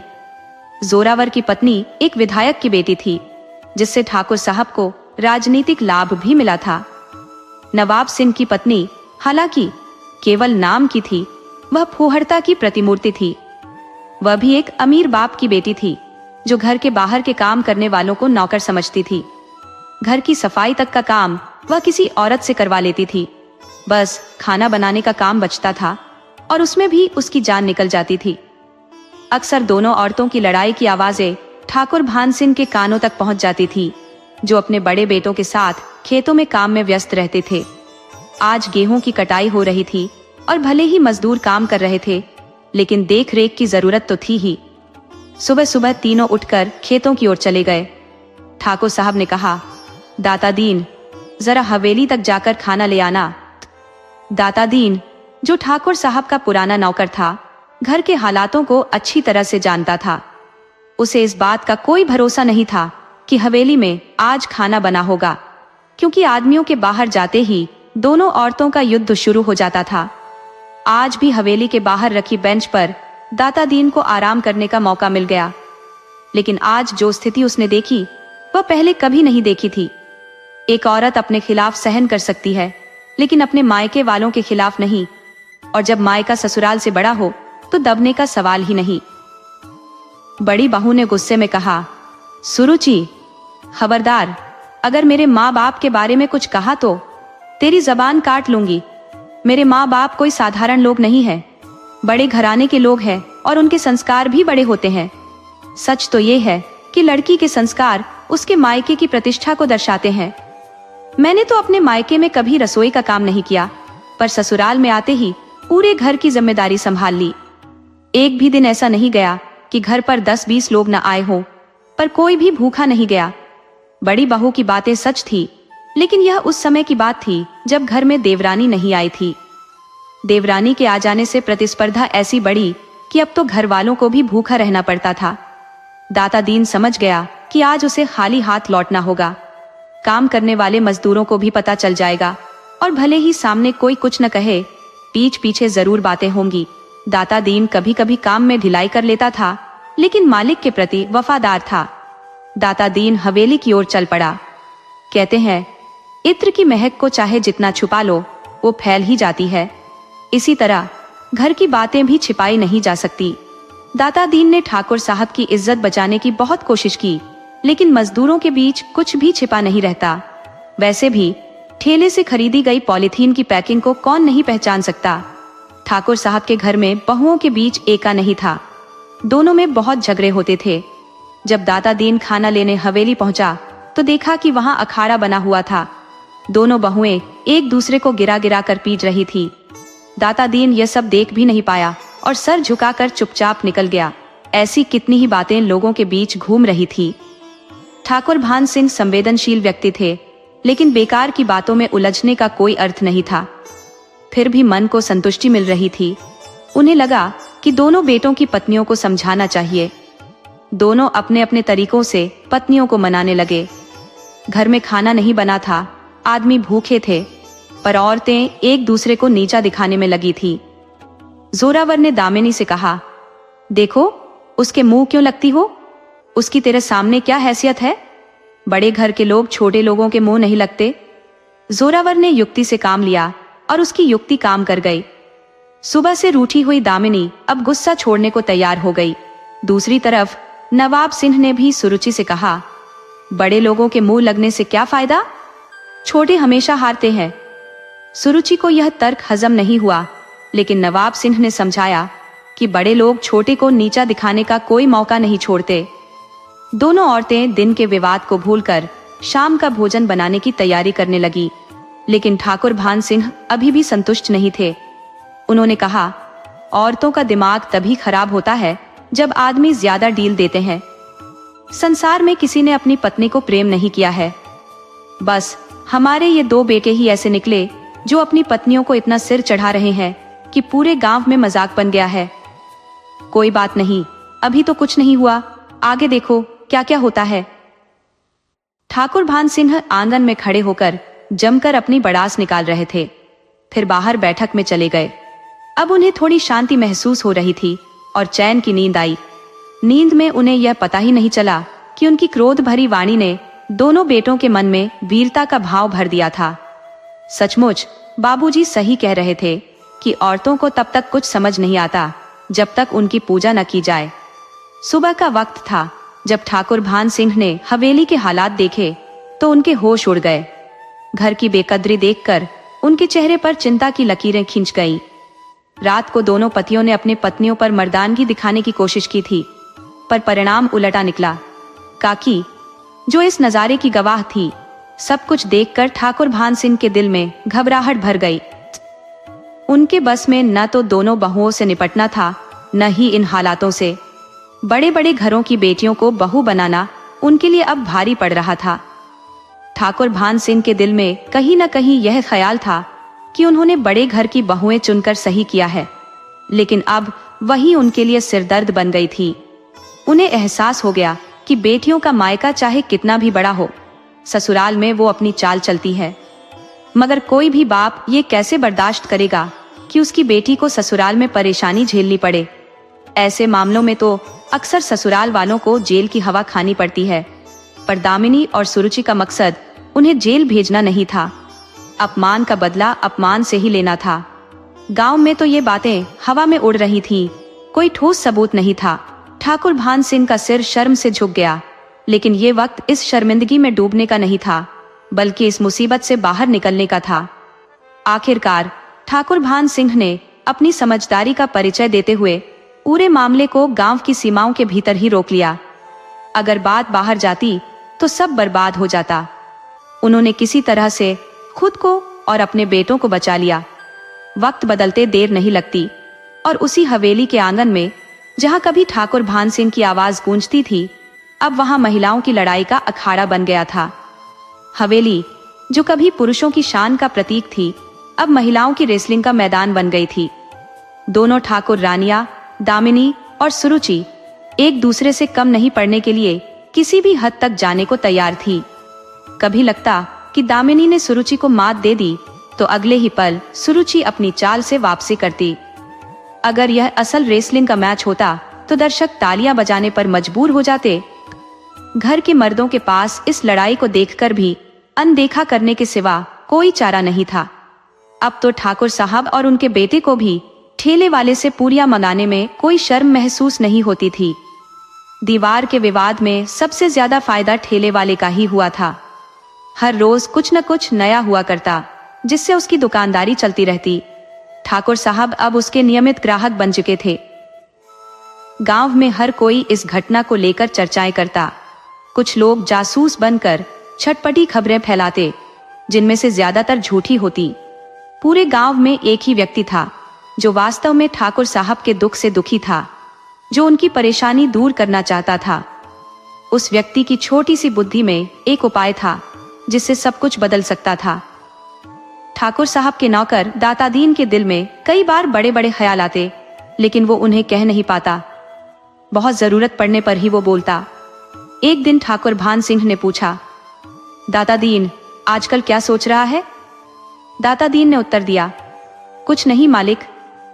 इस तरह ठाकुर भान सिंह और उनके परिवार के हालात बिखरते चले गए और हवेली की दीवारें धीरे धीरे खामोश हो गई, जैसे उन पर जमी रंजिश की परतें गहरी होती जा रही हो। मालिक की सोच इस बात पर अटकी हुई थी कि यह दुनिया किस तरह नैतिकता की राह से भटकती जा रही है। धर्म और अधर्म के बीच की सीमाएं धुंधली हो गई है। मेरे चचेरे भाई की उम्र 40 के पार हो गई, लेकिन शादी अब तक नहीं हुई। ऐसे में वो एक जवान लड़की खरीद लाया। राम राम, ये कैसी घोर कलयुग की स्थिति है? ठाकुर साहब बोले, तुम कुछ भी बकते हो? लड़की कोई बकरी थोड़ी है जिसे खरीदा जा सके। दातादीन समझ गया कि मालिक के मन में कौतूहल जाग रहा है। वह भी जैसे एक चतुर व्यापारी की तरह बातें छेड़ रहा था। उसने कहा, मालिक, पहले तो मुझे भी यकीन नहीं था, लेकिन हाथ कंगन को आरसी क्या। बहुत से लोग इसी तरह के पाप करके अपना गुजारा चलाते हैं। कुछ धोखे में प्रेमियों से फंसती है तो कुछ अपने ही रिश्तेदारों की चाल में फंसती है। ये लड़कियां वही हैं जिन्हें मजबूरन बेचा जाता है। ये धंधा कई राज्यों में खूब फल फूल रहा है। सुना है पुलिस भी इसमें हाथ बटाती है। कुछ देर की खामोशी के बाद दातादीन ठाकुर साहब के मन के भावों को ताड़ गया था। उसने कहा, मालिक, मैं सोचता हूँ कि धर्म और अधर्म की व्याख्या बेहद जटिल है। भगवान राम ने भी बाली को धोखे से मारा था, और महाभारत के युद्ध में कर्ण का वध क्या धर्म था? वैसे भी इन लड़कियों को उनके माता पिता भी अपनाने को तैयार नहीं होते। इस तरह उनका जीवन बच जाता है। इनमें मायके की कोई शेख ही नहीं होती और ये घर भी अच्छे से संभाल लेती है। मेरी चाची भी बेहद खुश है। वो पूरे घर का काम करती है और चाची को कोई काम नहीं करने देती। ठाकुर भान सिंह कुछ देर विचार करते रहे, फिर धीरे धीरे अपने मन की बात व्यक्त करने लगे। कुछ भी हो, इन लड़कियों की पवित्रता तो संदिग्ध होती है। दातादीन ने जवाब दिया, मालिक, जैसी कीमत वैसा मान। इस धंधे में पवित्रता की कीमत सबसे ज्यादा होती है। लड़कियों की पवित्रता को संभाल कर रखा जाता है, और जिसकी पवित्रता खंडित हो जाती है वो बाजार में नहीं बिकती। अब आपसे क्या छुपाना मालिक, आप तो खुद समझदार हैं। फिर से शांति छा गई। ठाकुर भान सिंह को एक हल दिखने लगा। हालांकि ठाकुर साहब धार्मिक और नैतिक मूल्यों में विश्वास रखते थे, फिर भी वे इसे सोच समझकर धर्म का रूप देने का मन बना रहे थे, जिसे उनकी आत्मा अभी भी पूरी तरह स्वीकार नहीं कर पा रही थी। अगर सच में इस तरह किसी लड़की को खरीदकर भोला सिंह से शादी करा दी जाए तो सारी समस्याएं खत्म हो जाएंगी। उस लड़की का मायका तो उसे अपनाने से रहा, तो वो किसके बल पर कुछ करेगी? मन में कई तरह के विचार आते जाते रहे। अंत में स्वार्थ ने धर्म पर विजय पाई। अधर्म ने धर्म का चेहरा पहनकर कहा, इसमें अधर्म कहाँ है? जिससे लड़की का जीवन पहले ही बिगड़ चुका है, उसे हम सुधारेंगे। ठाकुर भान सिंह और दाता दीन के बीच आंखों ही आंखों में बात हो गई और दाता दीन मालिक का काम करने निकल पड़ा। ये काम इतना आसान भी नहीं था। आखिर उसे ऐसी लड़की खरीद कर लानी थी जो मालिक की उम्मीदों पर खरी उतरे। कहीं पहले से दूषित लड़की मालिक के परिवार के लिए सही नहीं होगी। दाता दीन की वफादारी काबिल ए तारीफ थी। मालिक के काम के लिए उसने कहां कहां नहीं भटका और आखिरकार उसकी तलाश एक लड़की पर आकर रुकी। इस लड़की की पवित्रता पर शंका करने का कोई भी कारण नहीं था। उसके एक करीबी रिश्तेदार ने उसे छल से एक गैंग के हवाले कर दिया था। इसके बाद वह कितने ही संघर्षों से गुजरती हुई यहाँ तक आ पहुंची थी। मुझे भी यह भली भांति ज्ञात था कि भारतीय समाज देवियों की पूजा तो करता है, पर देवी स्वरूप स्त्रियों पर यकीन नहीं करता। उसे लगातार यही समझाया गया था कि अब उसके माता पिता भी उसे स्वीकार नहीं करेंगे। फिर जीवन तो जीना ही है, किसी वैश्या के जीवन से बेहतर है कि वह यहाँ रहे। लड़के का नाम सत्यवती बताया गया था, पर उसे सभी कुछ और ही पुकारते थे। उसकी उम्र लगभग 20 साल थी और गोरा रंग उसके चेहरे की सुंदरता को और भी निखार रहा था। वह इतनी खूबसूरत थी कि ऐसा लगता था विधाता ने उसकी रचना करते समय उसकी सुंदरता पर बहुत ध्यान दिया, पर उसके भाग्य पर ध्यान देना भूल गए। कुछ महीनों पहले ही अपने माता पिता की लाडली बेटी किसी और के पाप का दंड भुगत रही थी। कोलाद सिंह की स्थिति उस बिल्ली के समान थी जो दूर से मांस के टुकड़े को ताक रही थी। अचानक मांस का टुकड़ा गिर गया। उसकी शादी की तो कोई संभावना नहीं थी, पर उसे इतनी सुंदर दुल्हन मिल गई। सुरुचि ने सत्तो को घर की काम करने वाली नौकरानी से अधिक कुछ नहीं समझा था। अब दोनों बड़ी बहुओं के बीच दोस्ती थी। जो झगड़े की वजह थी वह समाप्त हो गई थी। अब एकजुट होकर चलने से लाभ था। छोटी पर दबदबा बना रहेगा। छोटे लोगों को हमेशा दबाकर रखना चाहिए। देवरानी जेठानी आपस में सलाह करती थी, पर न तो दामिनी और न ही सुरुचि को सत्तो के अतीत के बारे में कुछ पता था। कभी उसके पिता उसे ढूंढते हुए आ सकते हैं, इस संभावना का कोई आधार नहीं था। आपस में लड़ते लड़ते यह उनकी आदत बन गई थी कि जब तक किसी पर गुस्सा न निकले उनका खाना हजम नहीं होता था। अब इस गुस्से का पात्र सत्तो बन गई थी और इसमें घर के किसी को भी आपत्ति नहीं थी सिवाय फौलाद सिंह के। फौलाद सिंह के दिल में सत्तो के लिए कोई प्रेम नहीं था। सच कहा जाए तो उसके प्रति अच्छे विचार भी नहीं थे। वह तो इस तरह की शादी के पक्ष में भी नहीं था। उसकी नजर में तीनों ने घर के हालात देखकर बाबूजी को बेवकूफ बनाया और अपना मतलब हल किया। इस विषय में फौलाद सिंह की राय कुछ हद तक सही थी। इस व्यापार में दिनों ने भी आर्थिक लाभ कमाया, पर उसने मालिक को धोखा नहीं दिया। परंतु फौलाद सिंह भी एक पुरुष ही था, पुरुष जो कि एक स्त्री की पवित्रता को कभी भी पूरी तरह स्वीकार नहीं करता। फिर सत्तो कितने संघर्षों के बाद उसके पास आई थी। उसके शुद्ध होने पर वह शंका नहीं करता था। सत्तो की पवित्रता के विषय में उसकी राय एकदम दृढ़ थी।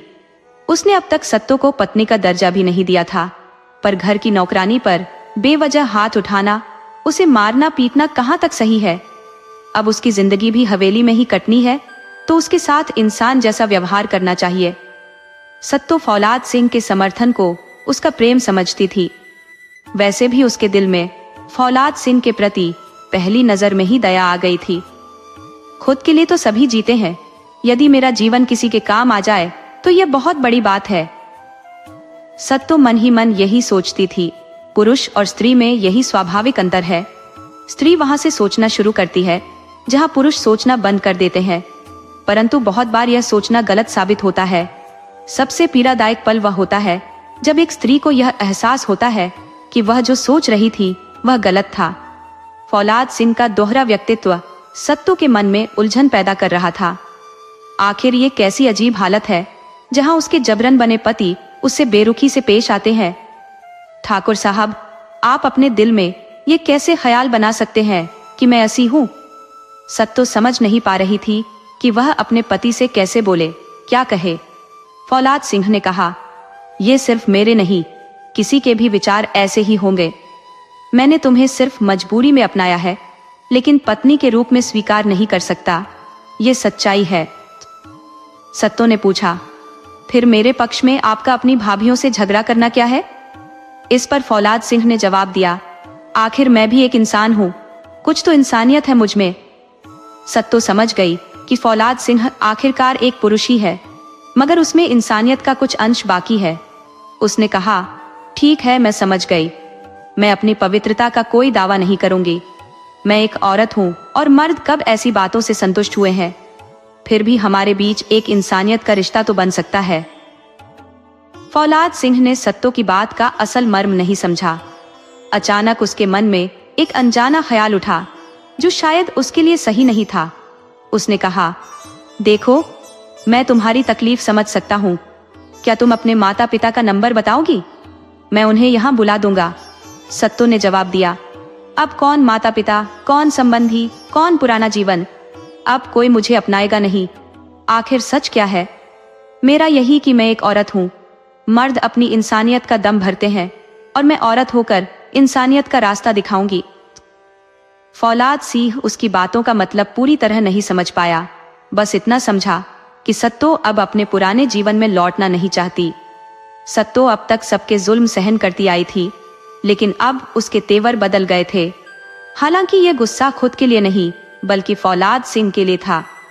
भले ही दोनों के बीच कोई खास रिश्ता नहीं था, पर इस बात का किसी को अंदाजा नहीं था। सत्तो ने घर के मामलों में हस्तक्षेप करना शुरू कर दिया, खासकर फौलाद सिंह की जरूरतों को लेकर।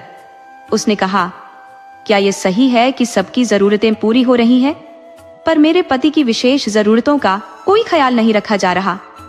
उन्हें चलने में दिक्कत होती है, फिर भी उनके लिए कोई व्हीलचेयर नहीं है। शौचालय की व्यवस्था भी उनके मुताबिक होनी चाहिए। इन छोटी छोटी बातों का ध्यान क्यों नहीं रखा गया? अंततः सत्तो की कोशिशों से फौलाद सिंह की जरूरतें पूरी की गई। घर में सबको लगने लगा कि सत्तो अपने पति का बहुत ख्याल रखती है। छोटी बहू के बारे में घर में चर्चा होने लगी कि वह सचमुच बहुत अच्छी है, पूरा घर संभाल रही है और खुद के लिए कुछ नहीं मांगती, बस पति की हर जरूरत का ख्याल रखती है। लेकिन सत्य क्या था? कोई नहीं जानता था कि सत्तो वास्तव में फौलाद सिंह की इंसानियत का बदला चुका रही थी, क्योंकि हर धर्म का अंत इंसानियत से होता है और इंसानियत से ही धर्म की शुरुआत होती है। दिखावा और आडंबर दिल को तुरंत भा जाते हैं, पर असली इंसानियत धीरे धीरे लोगों के दिलों में घर करती है और स्थायी प्रभाव छोड़ती है। आडंबर कभी कभी फिसल जाते हैं, पर इंसानियत का धर्म हमेशा प्रेम में खिला रहता है। फौलाद सिंह के दिल में सत्तो के लिए अच्छे विचार नहीं थे, लेकिन इंसानियत के नाते वह उसका साथ दे रहा था। सत्तो भी उसी इंसानियत के रास्ते पर चल रही थी जिससे वह अपना धर्म निभा रही थी। दोनों के दिलों में धीरे धीरे प्रेम का बीज अंकुरित होने लगा था। भले ही दोनों इसे स्वीकार नहीं कर रहे थे, लेकिन वह प्रेम का पौधा धीरे धीरे बढ़ने लगा, जैसे वह कह रहा हो, कब तक मेरी उपेक्षा करोगे? मैं एक दिन विशाल वृक्ष बनूंगा। सच्चाई ये है कि सत्य को झूठ कहने से वह कभी झूठ नहीं बनता। फौलाद सिंह अपनी पुरानी धारणाओं से विद्रोह करने लगा। सोचने लगा, ये लड़की वैसी नहीं लगती जैसे मैंने सोचा था। ये तो साक्षात देवी का रूप है। इस जन्म में मैंने कुछ खास अच्छा नहीं किया, पर लगता है विधाता ने मेरे किसी पिछले पुण्य का फल मुझे देने का मन बनाया है, तभी इस सत्य को मेरे जीवन में भेजा है। लेकिन मन कभी कभी उल्टी दिशा में भी चलता है। फौलाद सिंह के मन में शंका उठी, ये कहना या करना इस लड़की की मजबूरी भी हो सकता है। अब वह अपने पुराने जीवन में वापस नहीं जा सकती, वहां कोई उसे स्वीकार नहीं करेगा। इंसान को अपना सम्मान सबसे ज्यादा प्यारा होता है। अगर किसी की बेटी किसी अनाचार की दोषी हो जाए तो उसके माता पिता उसे मरा मान लेते हैं। शायद सत्तो भी अपने पापों का प्रायश्चित कर रही है। फौलाद सिंह के मन में तमाम ख्याल उमड़ घुमड़ रहे थे। वो चाहे जितना भी दृढ़ क्यों ना हो, कभी कभी उसके विचार उसे बेचैन कर देते थे। उसका मन शांत नहीं रहता। अरे, खुद को इंसान कहने वाले, मानवता का डिंडोरा पीटने वाले, क्या तुमने कभी उस लड़की के बारे में सोचा है? उसका सच जानने की कोशिश की है? उसके दर्द को समझा है? वह सोचता था वो अब तुम्हारी पत्नी है, लेकिन क्या तुमने उसे कभी पत्नी का मान दिया है? उसकी इच्छाओं को समझने की कोशिश की है? फौलाद सिंह का दिल करता था कि एक बार सत्तो को अपने पास बुलाकर उसके मन की बात पूछे, उससे प्रेम से बात करे, पर हर बार उसका अहंकार उसे रोक देता। सत्तो भी अपने मन की उलझनों में फंसी थी। उसे पता था कि वह इतनी मजबूर नहीं है कि अकेले जिंदगी नहीं बिता सके। उसका हुनर, उसकी काबिलियत आज भी उसके साथ है। उसके मन में ये बात पक्की थी कि उसके पुराने जीवन में अब कोई उसे अपनाएगा नहीं। फिर भी वह इतना क्यों सहन कर रही है? क्यों नहीं इस बड़ी दुनिया में निकल जाती? वह अपने हुनर के दम पर कहीं भी अपना जीवन बिता सकती थी, पर हर बार फौलाद सिंह के प्रति उसकी करुणा उसे रोक देती। वह करुणा जो अब प्रेम का रूप ले चुकी थी, पर सत्तो इसे सिर्फ करुणा ही मानती थी। छोटे ठाकुर की कहानी सत्तो को संघर्षों की कहानी लगती थी। उन्होंने भी अपने जीवन में बहुत कुछ सहन किया है। सत्तो का मन करता था कि जब उसने यहीं रहने का फैसला कर लिया है तो एक बार छोटे ठाकुर के पास जाकर उन्हें हिम्मत दे, उनसे कहे, भले ही आपके पास पैर नहीं है, पर ईश्वर ने सभी को कुछ न कुछ खासियत दी है, आपको भी दी होगी। उस छिपी हुई काबिलियत को सामने लाए। क्या आप सच में बेसहारा है? लेकिन सत्तो ऐसा नहीं कर पाती। आखिरकार वह भी एक औरत है, अपना अपमान कैसे भूल सकती है? मानवता का कर्ज उतारना एक बात है, पर उससे आगे वो नहीं बढ़ सकती थी। मानवता के रास्ते पर चलते हुए हवेली में कुछ ही महीनों में बदलाव दिखने लगा। पहली बार इस हवेली में फौलाद सिंह का सम्मान बढ़ा। सत्तो भी सुकून में थी। ठाकुर भान सिंह अब छोटे बेटे और बहू का हालचाल पूछने लगे थे। फौलाद सिंह की जेब में अब कुछ पैसे रहने लगे थे। दुनिया को दिखाने के लिए ही सही, लेकिन उनकी जरूरतें मानी जाने लगी थी। सबसे बड़ा बदलाव तो उस दिन आया जब ठाकुर भान सिंह ने अपनी सबसे छोटी बहू के लिए कुछ गहने बनवाए। सत्तो को पास बुलाकर कहा, बेटी, कुछ हद तक तुम्हारा दोषी मैं भी हूँ, मुझे माफ कर दो। वादा करता हूँ कि आगे से इस हवेली में तुम्हारे साथ कोई अन्याय नहीं होगा। मैं चाहता हूँ कि मेरी छोटी बहू भी दूसरी बहुओं की तरह सज धज कर रहे। मुझे ससुर नहीं बल्कि अपना पिता मानकर ये उपहार लो। सत्तो के दिल में ये बात घर कर गई। उसे अपने पिता की याद आ गई। कैसे उसके पिता उसकी छोटी छोटी खुशियों के लिए जी जान लगा देते थे। उसे नहीं पता कि अब वो उसे याद भी करते होंगे या नहीं। उसका दिमाग कहता था कि शायद उन्होंने उसे भुला दिया होगा, लेकिन दिल कहता था कि ये सच नहीं है। हाँ, वो अभी भी उसकी राह देख रहे होंगे। सत्तो की आंखें आंसुओं से भर गई। जब उसने ठाकुर भान सिंह की तरफ देखा तो उसके सामने जैसे उसके अपने पिता खड़े थे। सत्तो अपने ससुर के चरणों में झुक गई और उसके अंदर का सैलाब आंखों के रास्ते बह निकला। ठाकुर साहब के दोनों पैर धीरे धीरे सत्तो के सिर पर आ गए। सत्तो अपनी पहली जीत की खुशी मना रही थी। घर में वैसे तो दामिनी और सुरुचि दोनों ही सत्तो को छोटा समझती थी और उस पर हुक्म चलाना अपना हक मानती थी। ये उनकी गलती नहीं बल्कि उनके संस्कारों की वजह थी। वे धनी पिता की बेटियां थी और उनमें मानवता का अभाव था।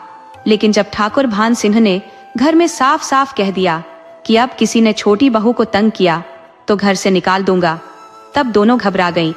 उन्होंने समझ लिया कि इस वक्त समझदारी इसी में है कि नरमी से पेश आया जाए। दामिनी की शादी को 5 साल हो गए थे। सुरुचि की शादी को भी 3 साल पूरे होने वाले थे, पर दोनों की गोद अब तक सूनी थी। दामिनी को तो कई डॉक्टरों को दिखाया गया, उपवास और पूजा पाठ भी खूब हुए, पर जब भगवान नाराज होते हैं तो कुछ नहीं हो सकता। अब तक किसी ने ज्यादा ध्यान नहीं दिया था, पर धीरे धीरे सबके मन में यह सवाल उठने लगा कि घर में बच्चे की किलकारियां क्यों नहीं गूंजी। व्रत उपवास से भी ईश्वर खुश नहीं हुए, पर जब छोटी बहू को दिखाने के लिए भी सही बराबरी दी गई तो ईश्वर मानो प्रसन्न हो गए। कुछ ही दिनों में दोनों बड़ी बहुओं के गर्भवती होने की खबर आई। लोग कहने लगे कि यह तो छोटी बहू का असर है। इतने समय से कुछ नहीं हुआ और अब जब छोटी बहू के कदम हवेली में पड़े तो खुशियां भी आईं। हालांकि यह सब महज संयोग था, पर खुशियों के इस पल में एक और चिंता ने घर में जगह बना ली। घर में कोई बड़ी समझदार औरत नहीं थी। अगर ठाकुरानी जानकी देवी जिंदा होती तो बहुओं का साथ देती, लेकिन अब तो बहुएं भी अभी लड़कियां ही हैं। उन्हें इन हालातों की क्या जानकारी। सबसे छोटी सत्तो थी और ठाकुर साहब के लिए यह चिंता का विषय बन गया था। इस स्थिति में उनके समधी और समधिन उनकी मदद कर सकते थे। आखिर यह उनकी अपनी बेटियों का मामला था, इसलिए दोनों समधियों को खुशखबरी के साथ संदेश भेजा गया और उनसे मदद की गुहार की गई। लेकिन हकीकत यह है कि बड़े लोग इन मामलों में अलग तरीके से सोचते हैं। एक सामान्य व्यक्ति ऐसी स्थिति में अपनी बेटियों की देखभाल को प्राथमिकता देगा, लेकिन बड़े लोग हर संबंध को पैसे से तोलते हैं। मानवीयता अक्सर उनके लिए गौण हो जाती है। दोनों समधियों की नजरों में ठाकुर भान सिंह की समझ छोटी थी, इसलिए वो आगे नहीं बढ़ पाए। उन्होंने सोचा, क्या हम अपनी बेटियों की देखभाल खुद करेंगे? ये काम तो किसी नर्स से भी हो सकता है, फिर हमें क्यों परेशान किया जा रहा है? ऊपर से तो उन्होंने ठाकुर साहब से कुछ नहीं कहा, पर दोनों के पास अनगिनत बहाने थे। दामिनी की मां ने कहा कि वह खुद अपनी देखभाल नहीं कर पा रही है, और सुरुचि के घर से भी तरह तरह के बहाने आ गए, ऐसे बहाने जिन्हें मानना हर किसी की मजबूरी थी। गांव में बहुएं अपने ससुर से सीधे बात नहीं करती, उनसे पर्दा करती हैं। लेकिन जिस दिन ठाकुर साहब ने सत्तू को बेटी का दर्जा दिया, सत्तू ने उन्हें ससुर की जगह पिता मान लिया। हर समय तो नहीं, लेकिन जब भी ठाकुर साहब को चिंता में देखती तो उनसे बात करने लगती। सत्तू ने कहा, पापा जी, आप परेशान लग रहे हैं। ठाकुर साहब बोले, हाँ बेटी, हमारे गांव में कोई नर्स नहीं है और अब तुम्हारी भाभियों को आराम की जरूरत है। ऐसे में उनकी देखभाल कौन करेगा, यही चिंता की बात है। सत्तू ने कहा, पापा जी, आप बिल्कुल चिंता मत करें, सब कुछ ठीक हो जाएगा, आपको कोई शिकायत नहीं मिलेगी। घर के लोग यह मानने को तैयार नहीं थे कि इस जिम्मेदारी को सत्तू निभा सकती है, पर जब तक कोई नर्स नहीं मिल जाती तब तक काम तो चलाना ही है। सत्तू ने घर को भी संभाल रखा था और फौलाद सिंह की देखभाल भी करती थी। अब सत्तू दोनों जेठानियों की जिम्मेदारी भी संभालने लगी थी। उन्हें क्या खाना देना है, उनकी देखभाल कैसे करनी है, इसका सारा ज्ञान उसे जैसे खुद ब खुद हो गया। ये देखकर सब चकित थे कि सत्तू से एक भी गलती नहीं हुई। कस्बे की डॉक्टर सविता भी उसके ज्ञान पर हैरान थी। अनुभवी नजरें यह समझ चुकी थी कि सत्तू को मेडिकल फील्ड की अच्छी समझ है, जो यूं ही मुमकिन नहीं हो सकती। आखिर वो दिन भी आ गया जब ठाकुर साहब के घर में बच्चे की किलकारी गूंजी। दामिनी की डिलीवरी का समय था, पर इस खुशी के वक्त एक मुसीबत भी सिर उठा रही थी। डॉक्टर सविता की मुख्य नर्स उस दिन नहीं आई और दूसरी नर्स को आने में वक्त लग सकता था, लेकिन मुसीबत किसी का इंतजार नहीं करती। मौजूदा स्टाफ के साथ डॉक्टर सविता ने अपना काम शुरू किया। तभी उन्होंने देखा कि सत्तू बिना किसी निर्देश के प्रशिक्षित नर्स की तरह काम कर रही थी। उसने मुंह और सिर को ढक रखा था और हाथों में ग्लव्स पहन रखे थे। डॉक्टर को जिस वक्त जिस औजार की जरूरत होती, सत्तू बिना बोले ही उसे थमा देती थी। और ऑपरेशन थिएटर में बच्चे की किलकारी गूंजी। डॉक्टर सविता सत्तू के काम करने के ढंग को देख रही थी। सत्तू ने किस तरह नवजात के शरीर से खून और गंदगी को साफ किया, उसे कपड़े पहनाए, उसका वजन किया, उसकी जांच की और फिर उसे कपड़े में लपेट दिया। यह सब देखकर डॉक्टर सविता को यकीन हो गया कि सत्तू एक प्रशिक्षित नर्स थी। इतना हुनर तो सभी नर्सों में भी नहीं होता है। उधर ठाकुर भान सिंह कमरे में इंतजार कर रहे थे। मन ही मन सोच रहे थे कि ऐसे समय में सत्तू कहाँ चली गई, अभी उसका यही होना जरूरी था। तभी सत्तू नवजात को लेकर आई और बोली, बधाई हो पापा जी, आप दादा बन गए हैं, अपने पोते को गोद में लीजिए। ठाकुर साहब ने हाथ बढ़ाया, पर सत्तू ने मुस्कुराते हुए हाथ पीछे कर लिया। अरे, हमारा नेक तो आपने दिया नहीं पापा जी। एक पल के लिए सत्तू भूल गई कि वह कोई नर्स नहीं है जिससे नेक लेना है। अगले ही पल उसे एहसास हुआ और वह झेप गई। उसने पोते को ठाकुर साहब की गोद में दे दिया और फिर जल्दी से वापस चली गई, क्योंकि उसे जच्चा की सफाई करनी थी। अपने काम को अधूरा छोड़कर वह नहीं जा सकती थी। दूसरी तरफ लोग दबी आवाज में कहते थे कि इलाके में कई लड़कियां गायब हुई हैं, पर उनमें से केवल सत्यवती की रिपोर्ट थाने में दर्ज थी। साल भर से ज्यादा हो गया था और सत्यवती का पिता या माँ लगातार थाने के चक्कर लगाते रहते थे। वे कई बार दूसरे शहरों में लड़की को ढूंढने भी गए थे। उनकी जिंदगी का एकमात्र मकसद था अपनी गुमशुदा बेटी को ढूंढ निकालना। रामदीन, जो बैंक में चपरासी था, और उसकी पत्नी सावित्री, जो एक घरेलू महिला थी, ने अपनी बेटी को बेटे का प्यार भी दिया था। समय के साथ सत्तू की उम्र बढ़ती गई और पति पत्नी का प्यार भी। रामदीन अपनी बेटी के लिए कुछ भी कर सकता था, वह अपनी हैसियत से बढ़कर भी खर्च करता। रामदीन और सावित्री की जिंदगी में सबसे बड़ा गर्व का पल तब आया जब सत्तू को जिलाधिकारी महोदय ने बेस्ट नर्स का पुरस्कार दिया था। वे अपनी बेटी की तारीफ करते नहीं थकते थे। सत्तू वाकई काबिल थी इतनी कम उम्र में वह सभी डॉक्टरों की चहेती बन चुकी थी। वह बच्चों को हंसाती, बुजुर्ग महिलाओं को हिम्मत देती और बीमारियों का ऐसा इलाज करती कि लोग उसे किसी चमत्कार से कम नहीं मानते थे। आज वह ठाकुर साहब की छोटी बहू बनकर खुशहाल जिंदगी जी रही है और उसका परिवार उसका सम्मान करता है। पर दूसरी ओर रामदीन और सावित्री को इसकी कोई खबर नहीं है। वे आज भी अपनी बेटी के गम में आंसू बहाते हैं। 1 साल से भी ज्यादा हो गया और रामलीला और सावित्री की जिंदगी पूरी तरह बदल चुकी थी। एक रात सत्तो अस्पताल में ड्यूटी करने गई, लेकिन अगली सुबह घर वापस नहीं आई। उस दिन से लेकर आज तक रामलीला और सावित्री उसकी तलाश में दर-दर भटक रहे हैं। रामलीला की नौकरी में इतनी छुट्टियां नहीं मिलती थी, इसलिए उसने नौकरी ही छोड़ दी। जो थोड़ी बहुत पुश्तैनी जमीन थी उसे बंटाई पर देकर और पुरानी जमा पूंजी से काम चला रहे हैं। लोग उन्हें पागल समझने लगे हैं। कहते हैं कि जिस लड़की ने उनकी इज्जत मिट्टी में मिला दी उसी के लिए पागल हो रहे हैं। लेकिन इन बातों का रामलीला और सावित्री पर कोई असर नहीं पड़ता। थाने में थानेदार उन्हें फटकारता है, पर फिर भी वो बार बार वहां पहुंच जाते हैं। अखबारों में अपनी बेटी की फोटो निकलवाते हैं। सूचना देने वाले को भारी इनाम देने की घोषणा करते हैं। अब वो अखबार वालों के नियमित ग्राहक बन गए हैं। अखबार वाले भी उन्हें नाराज नहीं करना चाहते, इसलिए उनकी आवभगत करते हैं। लेकिन जैसे ही रामलीला वहां से हटते हैं, अखबार वाले उनकी बेबसी पर हंसते हैं। सोचते हैं कि अब खोज रहा है, पहले ध्यान रखता तो ये नौबत नहीं आती। वे यह भी कहते हैं कि लड़की किसी के साथ भाग गई होगी, हो सकता है किसी कोठे की शोभा बना दी गई हो। पुलिस ने रिपोर्ट लिखकर अपनी जिम्मेदारी पूरी समझ ली, पर जब रामलीला और सावित्री उनसे पूछने जाते हैं तो वे बड़ी बड़ी बातें करते हैं और अपमानित भी करते हैं। अरे भाई, हम अपनी तरफ से कोशिश कर रहे हैं, आपको भी साथ देना होगा, दरोगा कहता है। रामलीला और सावित्री जवाब देते हैं, बाबूजी, हम पूरी कोशिश कर रहे हैं। इस बार भी उसे ढूंढने गए थे। तब दरोगा व्यंग्यात्मक मुस्कान के साथ कहता है, कहां कहां तलाश की? क्या उन जगहों पर भी गए जहां लड़की मिल सकती है? रामलीला समझते हुए भी अनजान बनता है, लेकिन भीतर ही भीतर जल रहा होता है। उसका मन करता है कि दरोगा को वहीं मार दे, फिर चाहे फांसी हो जाए। उसे लगता है कि उसने अपनी बेटी को मुसीबत से बचाने में नाकामी हासिल की है। लेकिन रामलीला के मन में यह बात कभी नहीं आई कि सत्तो किसी प्रेमी के साथ भाग सकती है। उसे अपनी बेटी पर और उसकी परवरिश पर पूरा भरोसा था। उसकी सत्तो हमेशा उसे अपने दिल की बात बताती थी, तो अगर ऐसा कुछ होता तो वह सबसे पहले उसे बताती। प्रेम और विश्वास के सहारे ही रामलीला का धैर्य बना हुआ था।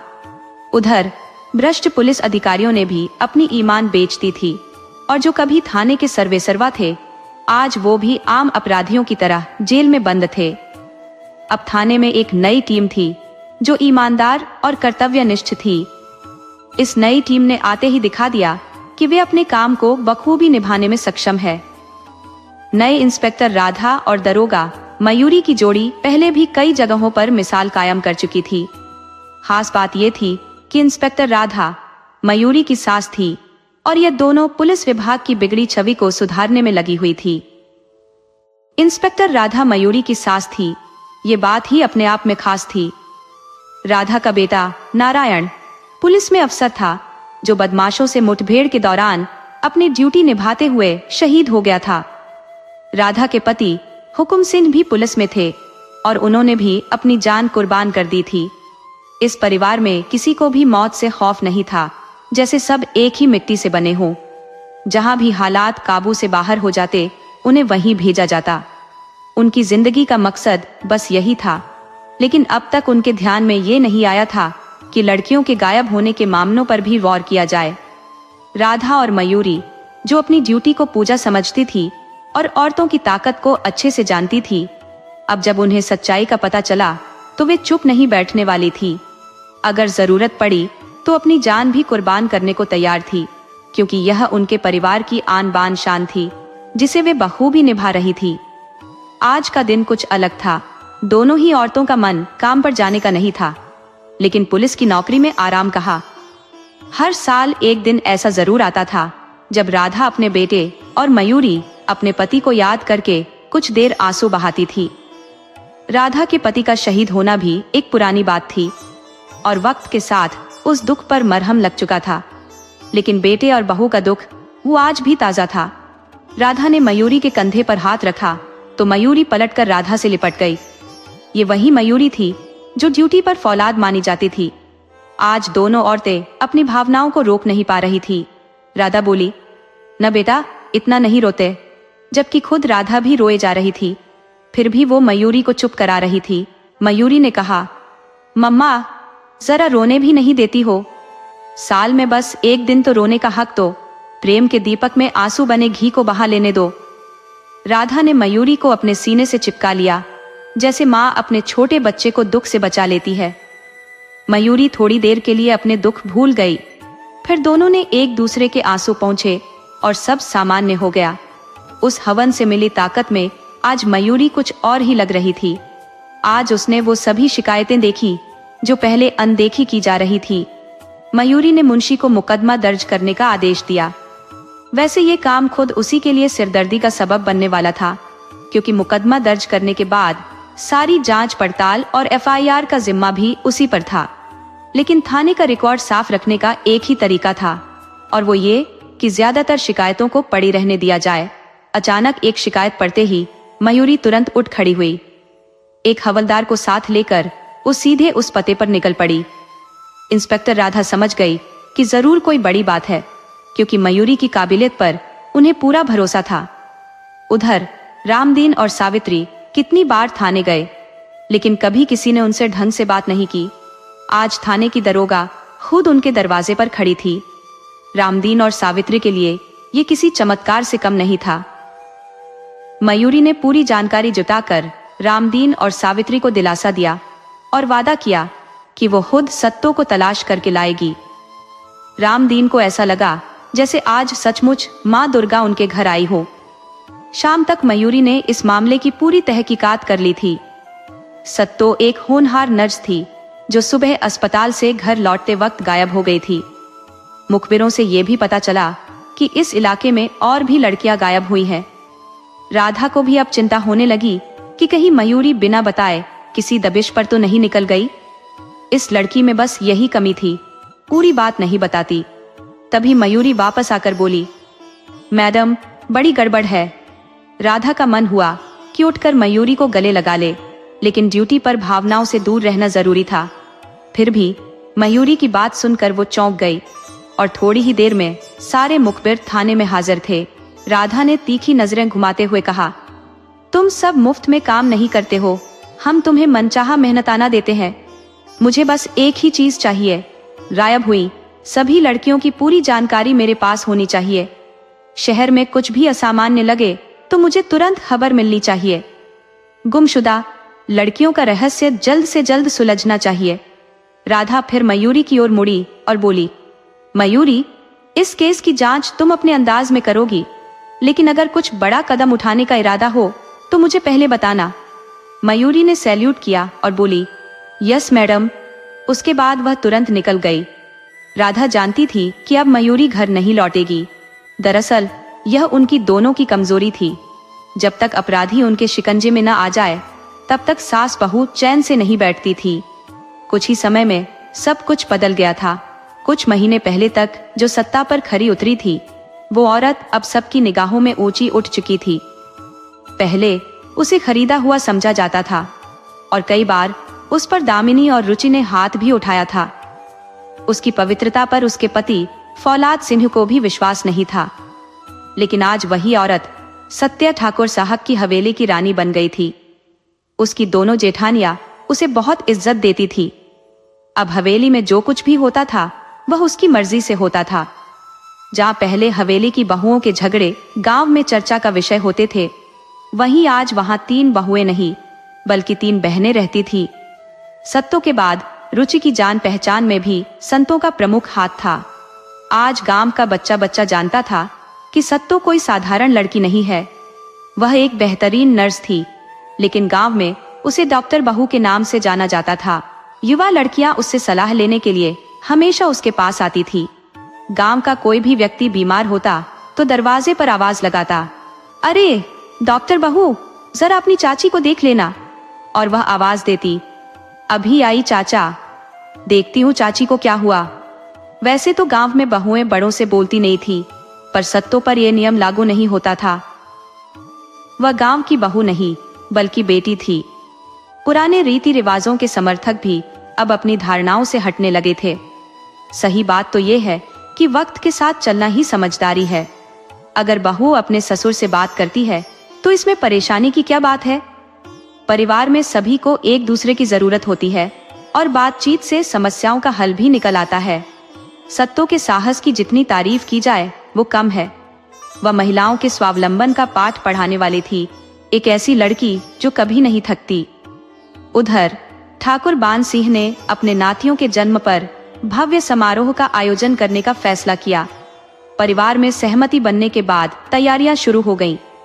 सभी रिश्तेदारों और आसपास के गांवों को निमंत्रण भेजा गया। ठाकुर साहब के मिलने वालों की लंबी सूची थी। सभी को न्योता दिया गया। फिर भी ठाकुर साहब को लग रहा था कि कुछ छूट रहा है। अंततः उन्होंने सत्तो से कहा, बेटी, तैयारियों में कोई कमी तो नहीं रह गई है? सत्तो ने कहा, नहीं पापा जी, सब ठीक है। ठाकुर साहब ने गंभीर स्वर में कहा, फिर मुझे क्यों लगता है कि कुछ छूट रहा है? सत्तो हैरान रह गई। ठाकुर साहब कुछ देर चुप रहे, फिर बोले, बेटी, क्या तुम्हारे माता पिता सचमुच तुम्हें नहीं अपनाएंगे? मुझे तो लगता है कि वे तुम्हें याद कर रहे होंगे।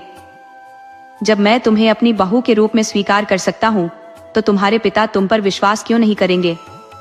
मुझे नहीं पता कि तुम्हारे माता पिता कौन है, लेकिन वे निश्चित रूप से महान है, क्योंकि उन्होंने तुम्हारे जैसी गुणी बेटी को जन्म दिया है। एक बार अपने पिता से बात कर लो और अपनी माँ का हालचाल पूछ लो। उन्हें भी इस आयोजन में बुला लो। सत्तो उनके शब्दों पर विचार करने लगी। उसका मन दुविधा में था। क्या उसके माता पिता सचमुच उसे याद कर रहे होंगे या उसे भूल चुके होंगे? जब बात सम्मान की आती है तो लोग अपना प्रेम तुरंत त्याग देते हैं। ससुर जी की बात सत्य है, लेकिन क्या यह संभव नहीं है कि अगर उन्हें पता चले कि मैं यहाँ हूँ तो वे इस परिवार पर संकट डाल देंगे? कैसे वे स्वीकार करेंगे कि मैं इस घर में हूँ? अब यह मेरा घर है और ससुर जी मेरे पिता है, जेठ जी बड़े भाई है और जिठानियां बड़ी बहनें हैं। अपने अतीत के लिए मैं अपने वर्तमान परिवार को संकट में नहीं डाल सकती। एक दिन मयूरी का फोन बजने लगा। उसने उठाकर कहा, हेलो। दूसरी तरफ से आवाज आई, हेलो मैडम, मैं संतरा बोल रहा हूँ। एक जरूरी खबर देनी है। जतीपुरा गांव की लड़की संध्या कल से लापता है। मयूरी की टीम तुरंत हरकत में आ गई और तकनीकी साधनों का इस्तेमाल करते हुए अपराध की दिशा का सुराग मिला। इंस्पेक्टर राधा ने एक बार फिर मुखबिरों को सतर्क किया, ये लड़की शहर से बाहर नहीं जानी चाहिए, मानव तस्करी का मामला है। जल्द ही अपराधी पुलिस की गिरफ्त में आ गए। लॉकअप में जब उनसे सख्ती से पूछताछ हुई तो कई सफेद पोश भी इस गंदे धंधे में शामिल पाए गए। शिवानी, जो एक जानी मानी समाज सेवी के रूप में मशहूर थी, असल में महिलाओं के एनजीओ की आड़ में तस्करी का काम कर रही थी। लोग उसे देवी मानते थे, पर वह असल में एक राक्षसी निकली। लॉकअप में भी शिवानी के चेहरे पर अहंकार साफ झलक रहा था। उसने राधा से कहा, तुम क्या समझती हो? मेरी ताकत का तुम्हें अंदाजा नहीं है। थोड़ी देर में बाहर निकल जाऊंगी। मेरी शादी तो मैं पलक झपकते ही तुड़वा सकती हूँ। राधा ने उसकी बातों का जवाब एक जोरदार थप्पड़ से दिया, जिससे शिवानी को दिन में तारे नजर आने लगे। राधा ने कहा, ये वर्दी किसी की दया से नहीं मिली है जो इसे उतरवा दे। चाहो तो ऊपर तक जिसे चाहो फोन कर लो। मैं तुम्हें पूरे 2 घंटे का वक्त देती हूँ। देख लो क्या तुम्हारी ताकत तुम्हारे काम आती है। अगर नहीं तो चुपचाप हमारे सारे सवालों के सही जवाब दे देना, नहीं तो तुम्हें बर्फ की सिल्ली पर लिटाकर पिटाई करूंगी, जिससे पूरा शरीर जिंदगी भर दर्द में रहेगा। शिवानी ने 2 घंटे तक नेताओं को फोन घुमाए, लेकिन कोई नतीजा नहीं निकला। राधा की ईमानदारी की धाक के सामने सब खामोश रहे। जैसे जैसे समय बीतता गया, शिवानी के चेहरे पर निराशा बढ़ती गई। आखिरकार शिवानी की हिम्मत टूट गई। उसने राधा से कहा, मैडम प्लीज मुझे मत मारो, मैं सब कुछ सच सच बताऊंगी। लॉकअप में शिवानी की तेज आवाजें गूंज रही थी। कुछ घंटे पहले जो औरत अपनी ताकत पर इतरा रही थी, वही अब राधा से रहम की भीख मांग रही थी। उसकी सूचनाओं से यह पता चला कि यह एक बड़ा गिरोह है जो लड़कियों को एक जगह से दूसरी जगह ले जाकर बेचता था। कुछ लड़कियों को वेश्यावृत्ति के धंधे में धकेल दिया जाता था। लेकिन इस बड़े तंत्र को तोड़कर लड़कियों को वापस लाना आसान नहीं था। असंभव शब्द उन लोगों के लिए होता है जो अपने काम से बचते हैं। राधा और मयूरी ने अपने जीवन में बहुत कुछ खोया था। वे दोनों अपने कर्तव्य के लिए समर्पित थी। उनका सिद्धांत था, या तो कार्य पूरा करो या फिर कर्तव्य की राह में अपना सर्वस्व अर्पित कर दो। धीरे धीरे गायब लड़कियां वापस आने लगी। कई दोषी जेल में थे, लेकिन सत्यवती अभी भी लापता थी, जिसकी तलाश में कई अपराधी जेल में बंद थे। राधा और मयूरी को पूरा यकीन था कि वे एक दिन रामदीन और सावित्री को उनकी बेटी से जरूर मिलवा देंगी। उन्हें अपने ऊपर पूरा विश्वास था और वे किसी भी कीमत पर हार मानने को तैयार नहीं थी। फौलाद सिंह रात का बेसब्री से इंतजार कर रहा था। दुनिया के सामने दोनों पति पत्नी रात को एक साथ सोते दिखते थे, लेकिन असलियत में रात होते ही उनके कमरे का माहौल बदल जाता था। सत्तू नीचे जमीन पर बिस्तर लगा लेती थी और जरूरत पड़ने पर फौलाद सिंह का ध्यान रखती, लेकिन उनसे कोई बात नहीं करती। दोनों इतने नजदीक होकर भी बहुत दूर थे। अब तक किसी ने भी पहल नहीं की थी, लेकिन आज फौलाद सिंह वह कदम उठाने को तैयार था। ये दूरियां उन्हीं की वजह से थी। जब सत्तो कमरे में आई तो उसने दरवाजा बंद करके अपना बिस्तर बिछाना शुरू किया। फौलाद उसे रोकना चाहता था, लेकिन उसकी हिम्मत नहीं हुई। शर्म अभी भी उसकी मनह स्थिति पर हावी थी। सत्तो लेट गई और जल्दी ही नींद में डूब गई, लेकिन फौलाद सिंह की आंखों से नींद कोसों दूर थी। बहुत देर तक सोचते सोचते उसका दिल भारी हो गया और उसकी आंखों से आंसू बहने लगे। उसने मजबूत बनते हुए आंसुओं को पोंछा, लेकिन मन की उदासी ने उसे जकड़ लिया। आवाज सुनकर सत्तो जाग गई। उसने गिलास में पानी भरा और फौलाद सिंह की तरफ बढ़ाया। वह उसे इस हालत में देखकर चुप नहीं रह सकी और बोली, पानी पी लीजिए ठाकुर साहब, हिचकी बंद हो जाएगी। सत्तो ने फौलाद की आंसुओं से भरी आंखें देखी थी। एक पल के लिए वह विचलित हो गई। उसका दिल चाहा कि वह अपने पति को संभाले, उसके दुख का कारण पूछे, लेकिन उसने खुद को रोक लिया। दूसरों के दर्द को कम करने वाली औरत अपने पति के दर्द को नजरअंदाज कर रही थी। फौलाद सिंह ने दुखी होकर कहा, तुम्हें मेरी हिचकी दिख रही है, लेकिन ये आंसू नहीं दिख रहे। सत्तो चुपचाप रही। पानी का ग्लास हाथ में पकड़े फौलाद सिंह का इंतजार करती रही। उसका मन उसे अधिकार दे रहा था और प्रेम का पौधा अब इतना बड़ा हो चुका था कि वह अपने पति के दुख को नजरअंदाज नहीं कर सकती थी। फौलाद सिंह ने धीरे से कहा, सत्तो, मैं अपनी गलतियों को मानता हूँ, मुझे माफ कर दो। क्यों ना हम पुरानी बातों को भुलाकर नए सिरे से शुरुआत करें, अपने प्रेम की कहानी लिखे। सत्तो ने जवाब दिया, ठाकुर साहब, मैं आपकी सब बातें सुनूंगी और अपनी भी कहूंगी, लेकिन पहले आप पानी पी लीजिए और शांत हो जाइए। पानी पीने के बाद फौलाद सिंह सत्तो के बोलने का इंतजार करने लगा। सत्तो बोली, ठाकुर साहब, मुझे थोड़ा समय चाहिए। मुझे आप पर फिर से विश्वास करने के लिए वक्त चाहिए। आपके विचारों की स्थिरता पर यकीन करने के लिए कुछ समय लगेगा। प्रेम एक बहुत बड़ी चीज है, हमें इस परखने में वक्त तो लगेगा। आखिर सिर्फ इसलिए मुझे समय न दिया जाए कि मैं एक औरत हूँ, शायद सही नहीं होगा, है ना? आपने भी तो मुझे पवित्र मानने के लिए समय लिया था। फौलाद सिंह ने सत्तो के तर्कों के सामने हार मान ली और कहा, तुम्हारी बातें सही है, तुम मुझ पर विश्वास करने में समय ले सकती हो, लेकिन क्या हम आज से दोस्ती का रिश्ता बना सकते हैं? सत्तो को इसमें कोई आपत्ति नहीं थी। आज सत्तो ने अपने पति को दोस्त मानकर उसी के बिस्तर पर सोने का निर्णय लिया, और उसे इतना तो भरोसा करना होगा कि बिना उसकी अनुमति के फौलाद सिन्हा उसे छुएगा भी नहीं। अब फौलाद का इम्तिहान था कि वह दोस्ती की परीक्षा में खरा उतरे। सत्तो के साथ प्रेम रथ पर सवारी करने से पहले उसे दोस्ती की शर्तों को पूरा करना था। वैसे एक ही बिस्तर पर सो रहे मर्द और औरत दोनों का मन कभी भी विचलित हो सकता है, लेकिन फौलाद सिंह को सत्तो की मित्रता की कसौटी पर खरा उतरना था, ताकि वह अपने प्रेम को हमेशा के लिए पा सके। हवेली में आज बहुत चहल पहल थी। लगभग सारे रिश्तेदार आ चुके थे। अनेकों हलवाई, टेंट वाले, बिजली वाले और फूल वाले काम में लगे थे। किसी के पास फुर्सत नहीं थी। बच्चों के जन्म पर हिजड़े भी नेक मांगने आ चुके थे, पर आज फिर से हवेली पर पहुंचे थे। ठाकुर भान सिंह ने उन्हें भी निराश नहीं किया।